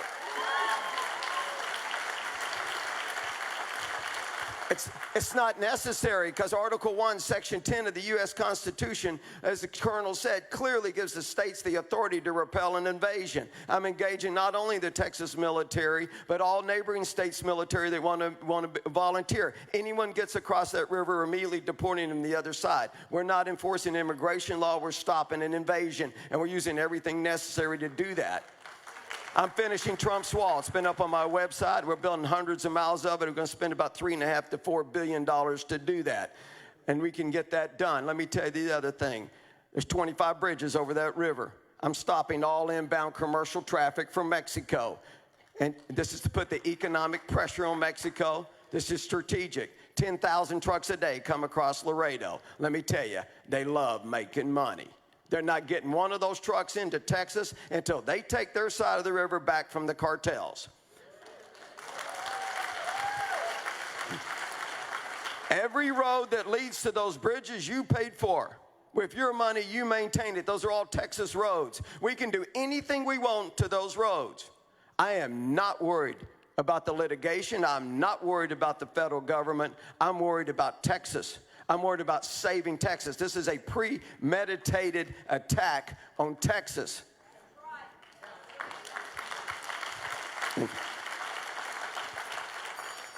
We can get this done. I'm going to get it done in 30 days, what's never been done before. Thank you. January is National Slavery and Human Trafficking Month. Texas is the #1 state in the United States of America for human and sex trafficking. Houston and Dallas are the top 2 cities in the United States of America for sex trafficking. The transnational narco-criminal terrorist organizations that we refer to as the cartels, and I will designate them as a terrorist organization so that we can go after their funding. They are making $25 to $30 million a week just on the human trafficking. Last year, the United States of America had the highest amount of drug overdose deaths that we've seen in our history, over 100,000 due to the fentanyl that's coming across that border. We have a drug trafficking crisis. We have a human and sex trafficking crisis. We have a public health crisis. You're being told that you have to get a shot in the arm, but people are coming across here illegally, hundreds of thousands a month. They're not being told that they have to get a shot in the arm. We're going to make sure that that changes. From a military perspective, and I've been on borders in Kuwait, I've been on borders in Iraq, I've been on borders in Afghanistan. You have to establish a border control zone. And what I mean by border control zone, Highway 90 is the northern boundary, the Rio Grande River is the southern boundary. You already have the different sectors. You have the El Paso sector, the Big Bend sector, the Del Rio sector, Laredo sector, and Rio Grande Valley sector. And you properly apportion and task organize your forces to be able to go in there and get on the major infiltration routes. You know, I was talking to a woman today whose husband is down there involved in Operation Lone Star right now. Her name is Samantha. Do you know that in the past 2 months we've had five Texas National Guard troops have committed suicide? One, an attempted suicide. The reason why that is happening is because they don't have a clear mission. They don't have a task and purpose. Operation Lone Star is a failure. It's a political optic. It's just a tool. It's just a tactic, and it's not coming up with any real, true results. We're going to make sure that our men and women that we put down there, they have the ability to arrest, to detain, and deport. We're going to make sure our constitutional officers, who are our sheriffs, they have the ability to detain and to deport, not on trespassing. We're going to make sure that where it is appropriate, where it's proper, we do put in a border obstacle, a physical barrier that we can channel people in so that we have better ground surveillance systems and ground troops that can thwart that. Another thing that will help us with our budget, when we find this money that the cartels as terrorist organizations have in the state of Texas, we're going to freeze their assets, and we're going to seize those assets, and we're going to use it for our own border security fund so that we're not spending your taxpayer money. The other thing that we're going to do is all the remittances that illegal immigrants are sending back to Mexico, Nicaragua, Honduras, El Salvador, we're going to tax those remittances. The state of Oklahoma does it at 1%. I think Texas is 10 times better than Oklahoma. We're going to do it at 10%.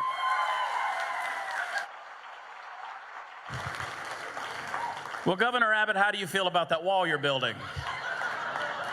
I mean, Tucker Carlson said he's building a wall, right? Read the fine print, people. He's building 1.7 miles of wall on private property that was deeded to him. He's not building a wall.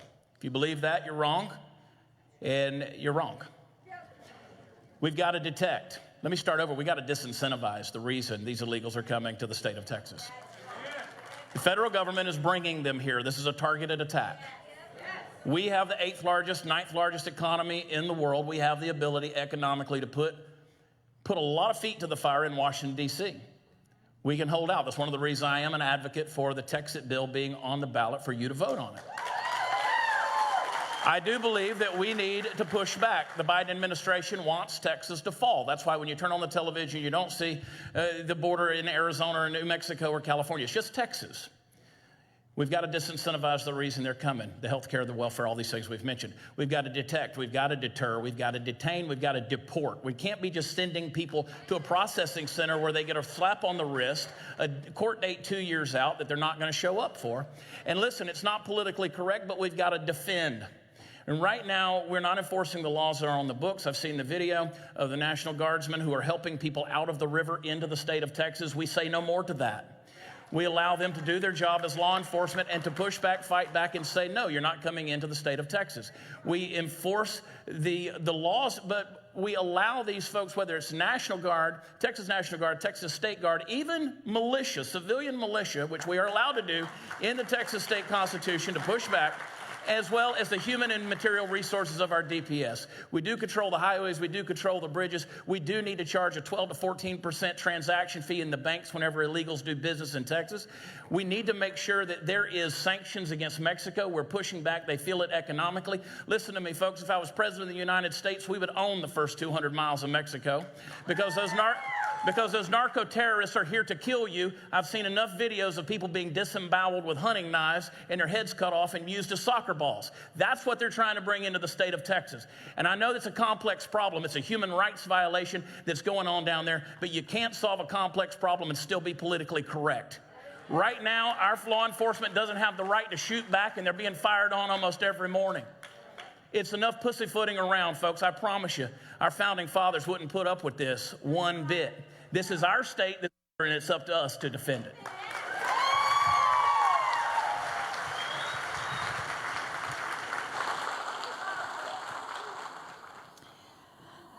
Okay, this question will go to you, Chad, to start with. We should probably also be sitting on a throne of Chinese skulls right now, but that's another issue for another time. Another subject for another day. Governor Abbott told me he's going to write a letter. I'm sure he will. That's as strongly worded as I know how to get. So we're going to start this with you, Chad, at 2 minutes, and then the other candidates will have 30 seconds to respond as well. On the subject of education, to solve the shocking discovery of porn and CRT in school libraries and classrooms, Governor Abbott wrote a letter. What's a more appropriate response can you give to teachers and school boards that allow explicit materials in our schools? We've got to hold them accountable legally. We've got to make sure that we're enforcing the law and making sure that the parents ultimately have the rights in how their children are raised and how their children are educated. Now, you've heard me many, many times, and I really do mean it when I say that the public school system, not the public education system, because these aren't education systems at all. These are brainwashing institutions, and that is not a slight on our educators. Our educators are the ones who are losing in a big way next to our children because our educators are taking away their rights to be able to educate, to be able to mold these young minds, to teach them to think critically and with complexity, and then to turn them loose on the world. We're not doing that. We're training them for a test. And so I feel for the teachers out there that want to shape these young minds. But these have turned into indoctrination camps built on a humanist system that wants to churn out little Marxists and socialists. We've got to burn this to the ground, folks. When we're at a place when people are actually coming to me and they're trying to defend social and emotional learning, which is just another gamut of the CRT curriculum. It's just another way of doing it. If a teacher is trying to tell my child how to feel, if a teacher is trying to tell my child what their sexuality should be or how they should have sex or anything like that, I don't need a teacher taking care of my child's emotional quotient. That's the parent's role. And when you step up and stand out and speak up, they're going to call you a domestic terrorist. No more to that. We're going to pass legislation that makes sure that they're there to teach your child how to write, how to read, how to do math, how to learn non-revisionist history. And if they push anything like this garbage of CRT or pornography and you know exactly what it is and it's out there, or they're going to take all the chairs out of the room whenever the school board meets so that only 18 parents can come in there and speak out, we're going to push them to the full force of the law and make sure they're held accountable legally.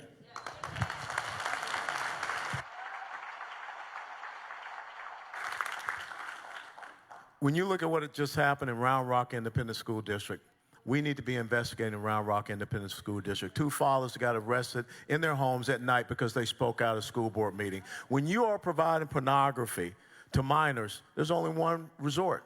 You should be arrested because you're providing pornographic material to minors. That's not about writing letters. That's about holding up to the rule of law. And that's exactly what we have to do. You know, the South Lake Families PAC, they had the right solution. The Cy-Fair School District over here, you just won 3 school district seats. We've got to understand, we've got to start back at our school districts. Well, the first thing I'm going to do, like I said earlier, is get prayer back in every classroom. I'm also going to get Bible study in our middle school.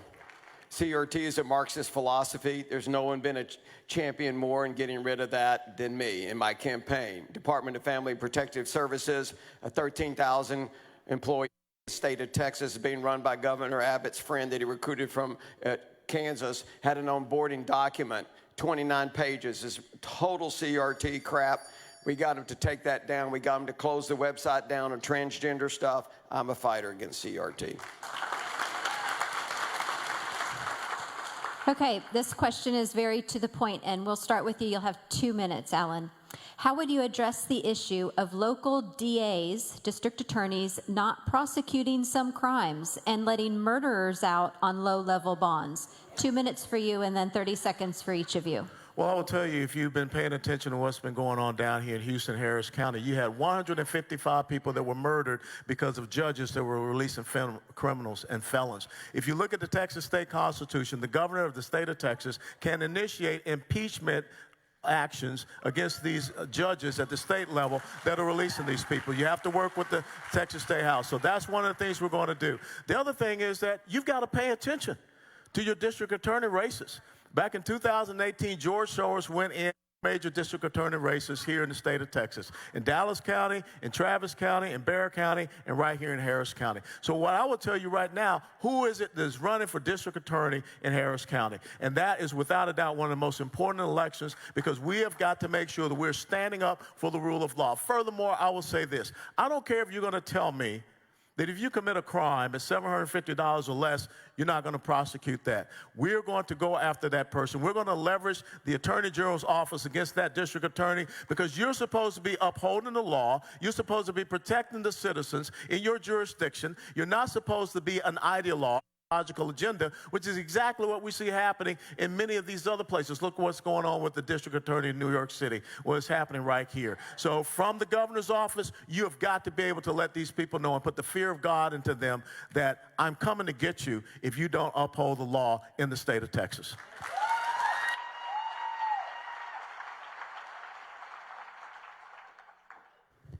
Well, I'm going to use the power of the governor to make sure that we can also arrest and prosecute all these that the DAs won't do.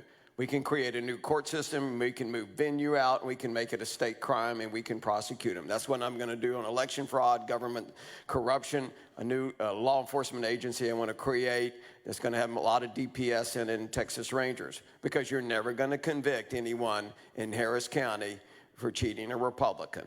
It's just not going to happen. We have to have a new court system and a new venue. We're going to move it out with new judges. We're living in a day and age where lawlessness is the rule of the day.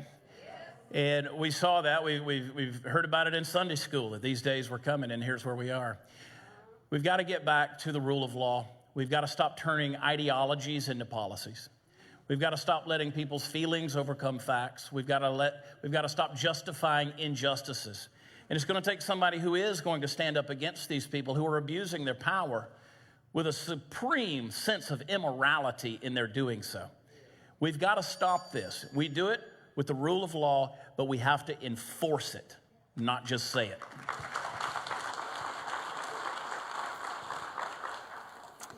One very compelling reason to vote Abbott out is the fact that fellow Texans died last year during Snowmageddon, when the governor had been aware for years that issues needed to be addressed.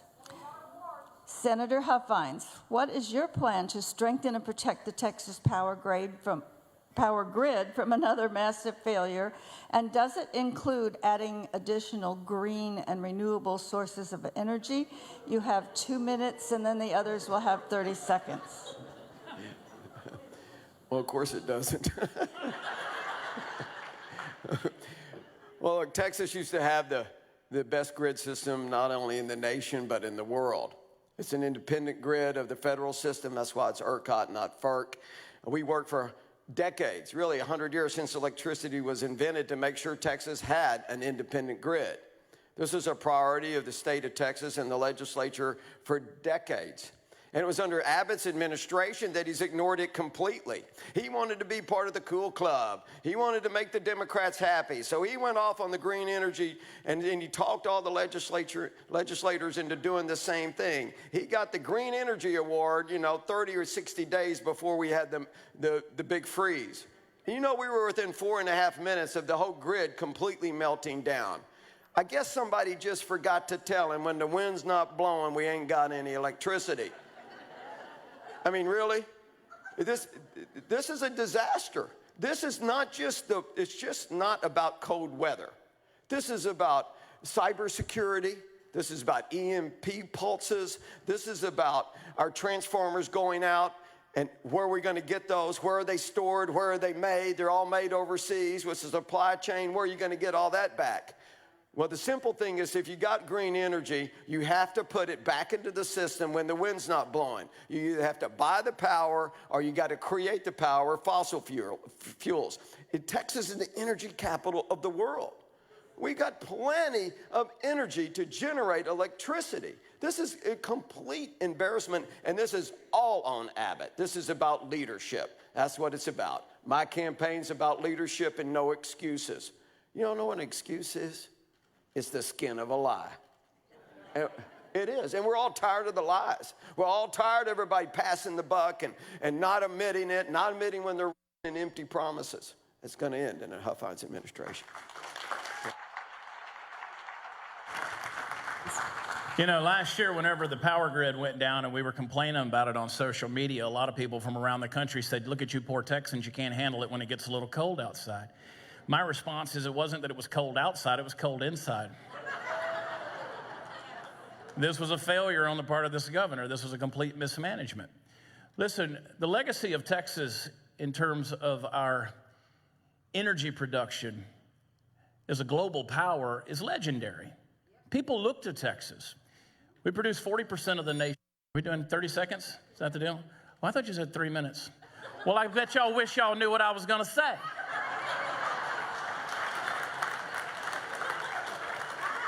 How do you follow that? Up the road in Conroe, Texas, an 11-year-old boy died freezing in his bed. During that freeze, there was an energy company that made $2.3 billion of profit. That energy company wrote Governor Abbott a $1 million campaign check. First thing we got to do, we cannot have 23 to 26% energy distribution to an unreliable source. Wind and solar, maybe 3, maybe 6%. We need to bring back some of those clean coal fire plants that we shut down, 3 to 4 of them. We also need to look at a nuclear plant maybe coming here, and also winterize our natural gas.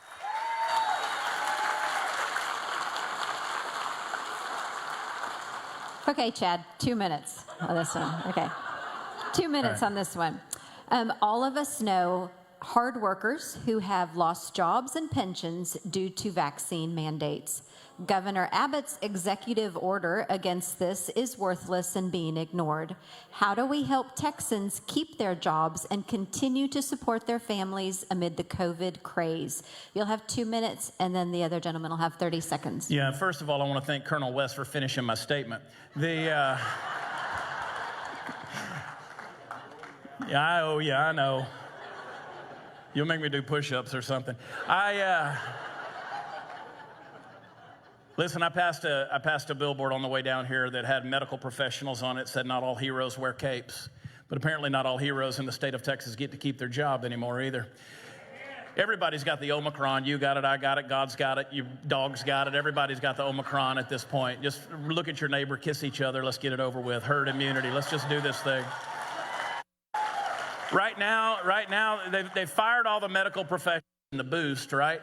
And so now they should hire them since they're the only healthy ones, since they got the vaccine. So the EO, the executive order that Abbott signed is worthless. It's worse than the toilet paper that's not on the shelf in the pandemic. It's not. We've got to pass this through the legislation, make it law.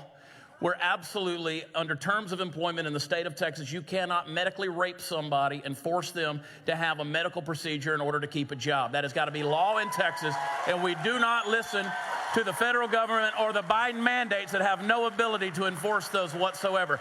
Call a special now.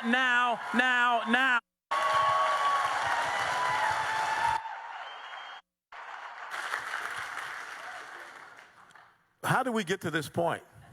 We got to this point because it was the debacle, and Joe Biden needed to change the narrative. He came out and said that everyone has to get a jab in the arm. First and foremost, we started out talking about constitutional nullification. This is an instance where you nullify this order that came down because it is not pursuant thereof to the Constitution of the United States of America. And here in Texas, we will do everything to protect all of your freedoms, all of your liberties, all of your rights, and especially your medical freedom. If you cannot control your body, if you control your body, what do you have control over?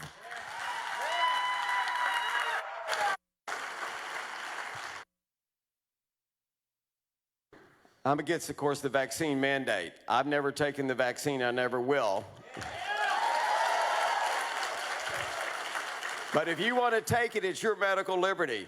I'm here for your personal liberty, your economic liberty. If you want to walk around in a spacesuit, get after it.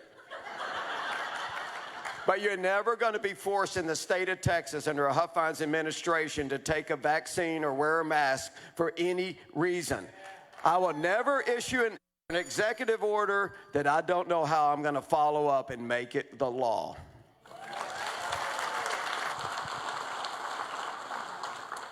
Okay, this question, we are going to start with you, Colonel West, and then you'll have 2 minutes, and the others will have 30 seconds each. That's 30 seconds, Chad. Female students in Texas are losing scholarships and having to move off campus because universities are allowing males into female housing, even sharing communal bathing. Men are playing in women's sports. It's been suggested that the legislature can prevent colleges from receiving money from the Texas Endowment if they do such things. Is this a good idea? Or maybe you have others. 2 minutes.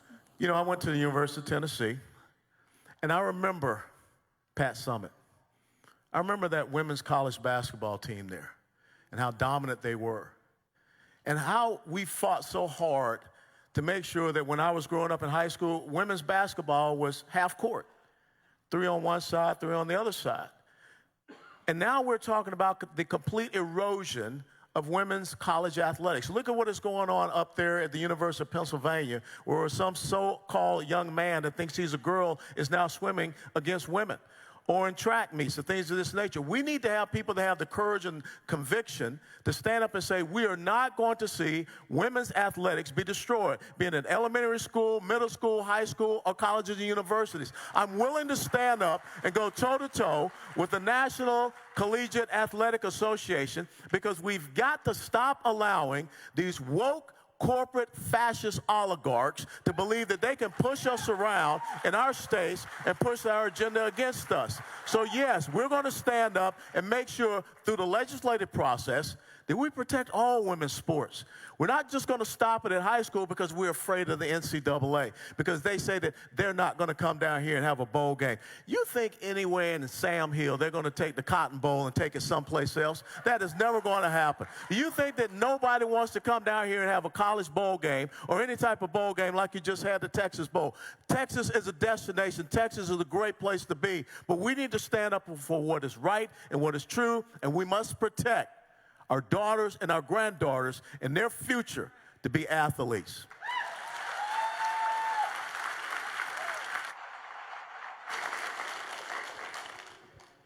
I can tell you this, I know everyone's tired of everybody from California coming to Texas to ruin it. Well, this is about courage. This is about leadership. I'm going to make sure that our culture is so right. This is Texas, that all of those communists coming into Texas are going to want to go home. And that's a fact. They're not going to feel comfortable here. I do not care what corporations say, the NCAA says. I don't care about any of that. What I care about is getting our culture back. It's simple. You compete according to the biology you were born with. We know that, but we have to make sure that legislatively, it sounds crazy that we have to say this in this clown world we're living in, but we need to pass that legislation in the state of Texas to make sure that our sons and our daughters, especially our daughters, are safe and protected. You know, you alluded to the swimmer up there. Well, now every school out there is going and getting them a guy that wears a skirt so they can compete too. That's exactly what's happening, and then they complain when they lose. We've got to stop letting mediocre male athletes compete against our daughters. That's got to stop in the legislation. I can't even believe I'm saying that, but that's what we've got to do.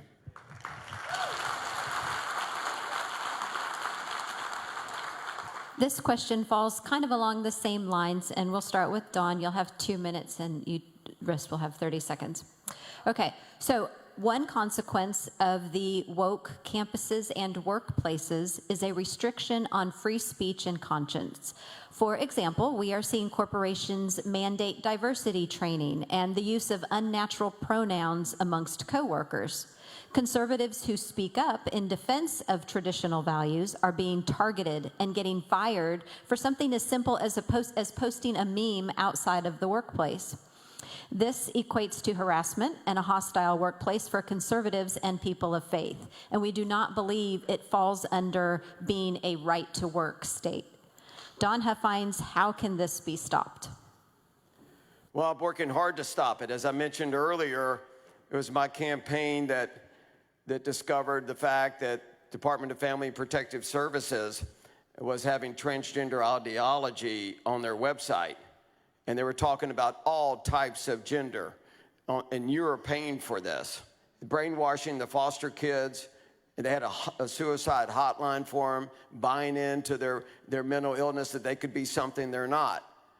And the Houston Chronicle got a Freedom of Information request, and it was proven that it was our campaign that got them to take that down completely. It was our campaign, like I said earlier.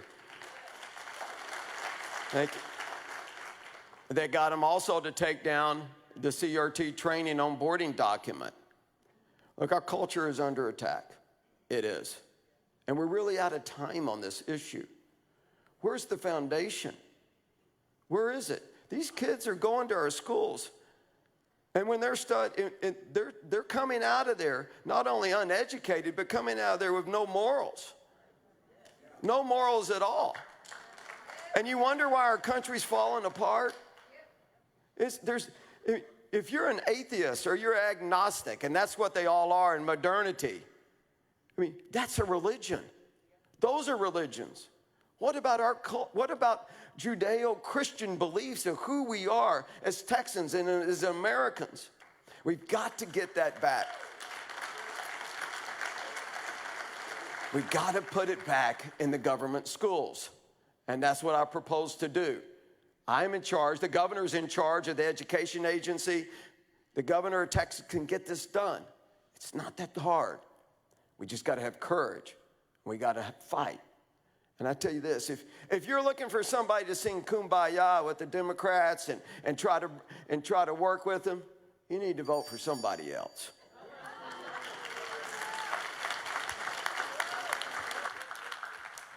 Your Texas taxpayer dollars will not go to any independent school district that's teaching social, emotional learning, or cultural Marxism. Your taxpayer dollars will not go to any college or university that wants to indoctrinate and create the next generation of little Marxists and socialists. If they want, they can dip into their endowment funds. I will not be putting any progressive socialists on the Texas State Board of Regents because we don't need to have them overlooking our system of education, and we're going to bring it back to be a system of education and not a system of indoctrination. That's what I promise you. Your money will go to educating your children. As I said earlier, we've got to stop turning ideologies into policies. When I was at the University of Georgia as a student back in the early 90s, we had right in the center of the campus what was called a free speech platform. You could step up on it and say anything that comes to mind. You could rattle off some kind of crazy schizophrenic nonsense. You could quote the Bible, you could preach, or you could talk about whatever is coming down the pike in the news, in current events. Folks, we've got to get to a point where speech is truly free. But we can't be cramming ideologies down people's throats against their will, because I'm free to the degree that it encroaches on you, and at that point my freedom stops. And folks, we got to make sure that value stays true in Texas. Okay, we have come to the point in our forum where it's going to be the lightning round. Every question is a yes/no answer, but you will not say it out loud because we don't want the person next to you to influence your answer. So, look at these. Okay? So,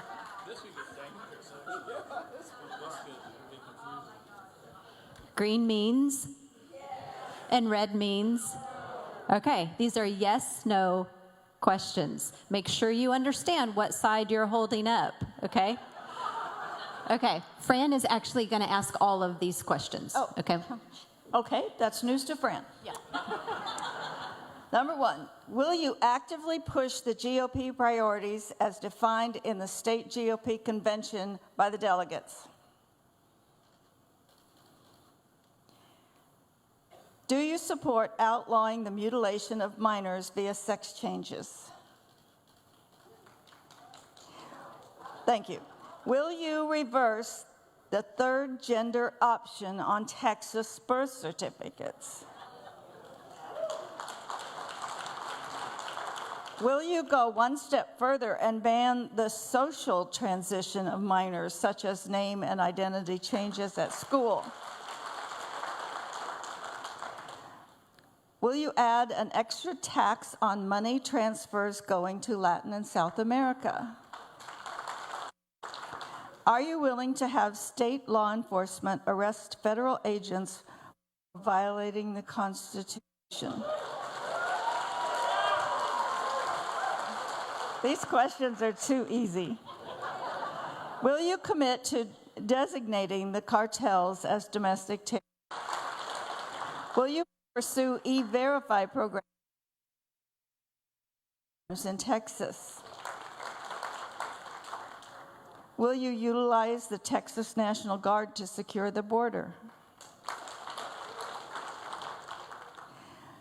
Would you use your bully pulpit to help discontinue the practice of appointing Democrats as committee chairs in the House?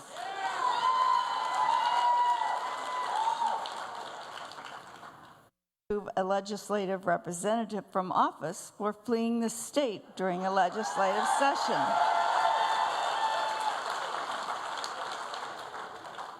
And last question. Do you support legislation that would require drug testing for welfare recipients? Thank you.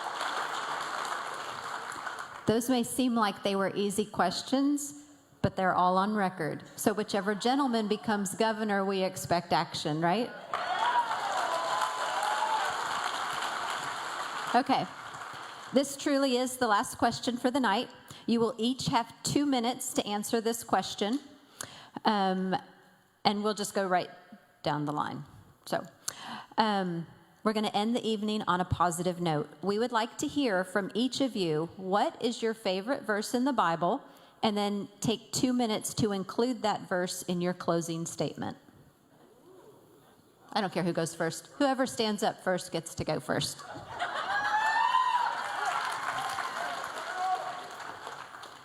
My favorite verse in the Bible comes from Joshua 1, verse 9. It says, be strong strong and of good courage, for the Lord thy God shall never leave you nor forsake you. That is a verse that for years in the military I wore on my dog tag. It was called the Shield of Strength. And I think that right now what you're looking for is the people, the individual who will step up into this incredible cauldron, onto this battlefield, this ideological battlefield, and they will be strong and of good courage because they know that the Lord, their God, will never leave them or forsake them. I knew that in 22 years of service in the United States military, having been on the receiving end of an AK-47, a PK. I knew that as a master parachutist in the United States Army, 73 jumps out of airplanes. That when I stepped out, that God had me. I knew that when someone asked me to run for United States Congress. I knew that when someone asked me to step up and run for chairman of the Republican Party of Texas. I knew that when someone asked me to step up and run to be the next governor of the state of Texas, that all I had to do was be strong and of good courage. For the Lord my God shall never leave me nor forsake me.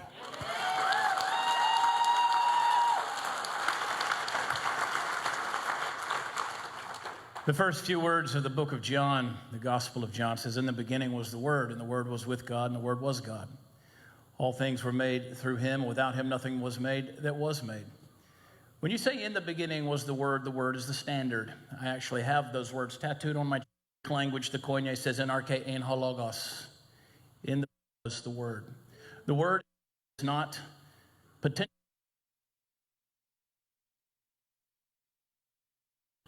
Sitting still, it is dynamic. When the Word became flesh and dwelt among us, the Word took action. The Messiah wasn't just about his words. He was about sacrifice. He was about leading. He was about multiplying himself. And those who took that word into the world did so not because they were paid or because they were pawns, but because they were people of conviction. They were willing to die for what that word meant to them. Right now, the University of Georgia Bulldogs, my alma mater, they're playing in the national championship. Don't say the score. But I'm here with you because my word means something. And I've given my word to the state of Texas. My heart belongs to it. To me, it's the center of the universe. And I am not going to sit back and sit still while we see the rule of law and we see these ideologies which violate that word are continually passed to the next generation of Texans. And we see Texas become something that falls into the dustbin of history and we lose our legacy. Folks, it's time we become people of our word and hold to the standard of that word and let the dynamic power of that word change our state back to the legacy and history that we've come to know, learn about, and enjoy. Because I promise you, if we don't maintain that word, our future is not certain, not just uncertain, it is doomed.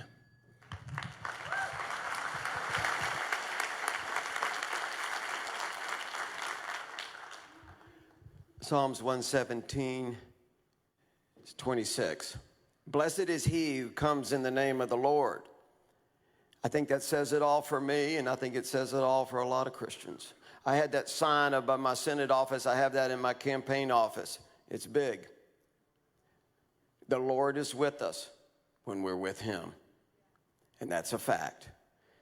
Imagine a Texas where you can actually own your own home, where you can own your own business. Imagine a Texas where the border is really secure and you don't have to worry about sex trafficking and human trafficking and illegals in your school system and in your healthcare system. Imagine a Texas where you have confidence your votes aren't being stolen and you have confidence in the election, the foundation of our constitutional republic. Imagine a Texas where we can actually get our Republican priorities into law. Imagine, patriots, what is possible. I need your help. Unsheath those old rusty swords of liberty and help me cut the chains of government. Help me awaken the millions of sheep that are sleeping. Help me awaken them so they too can restore the liberties that have been stolen from us over the years. Awaken them to the power of our Constitution, of the free market. Awaken them to the power of Lord Jesus Christ himself. This is our time. This is the time we've been waiting for. This is Texas. I will prove to those socialists from New York City to San Francisco what it means to be sovereign. I would light up the lighthouse of liberty, our economic liberty, our personal liberty. We will bend a knee to no man, to no government, for no reason. Our best days are yet to dawn. Thank you.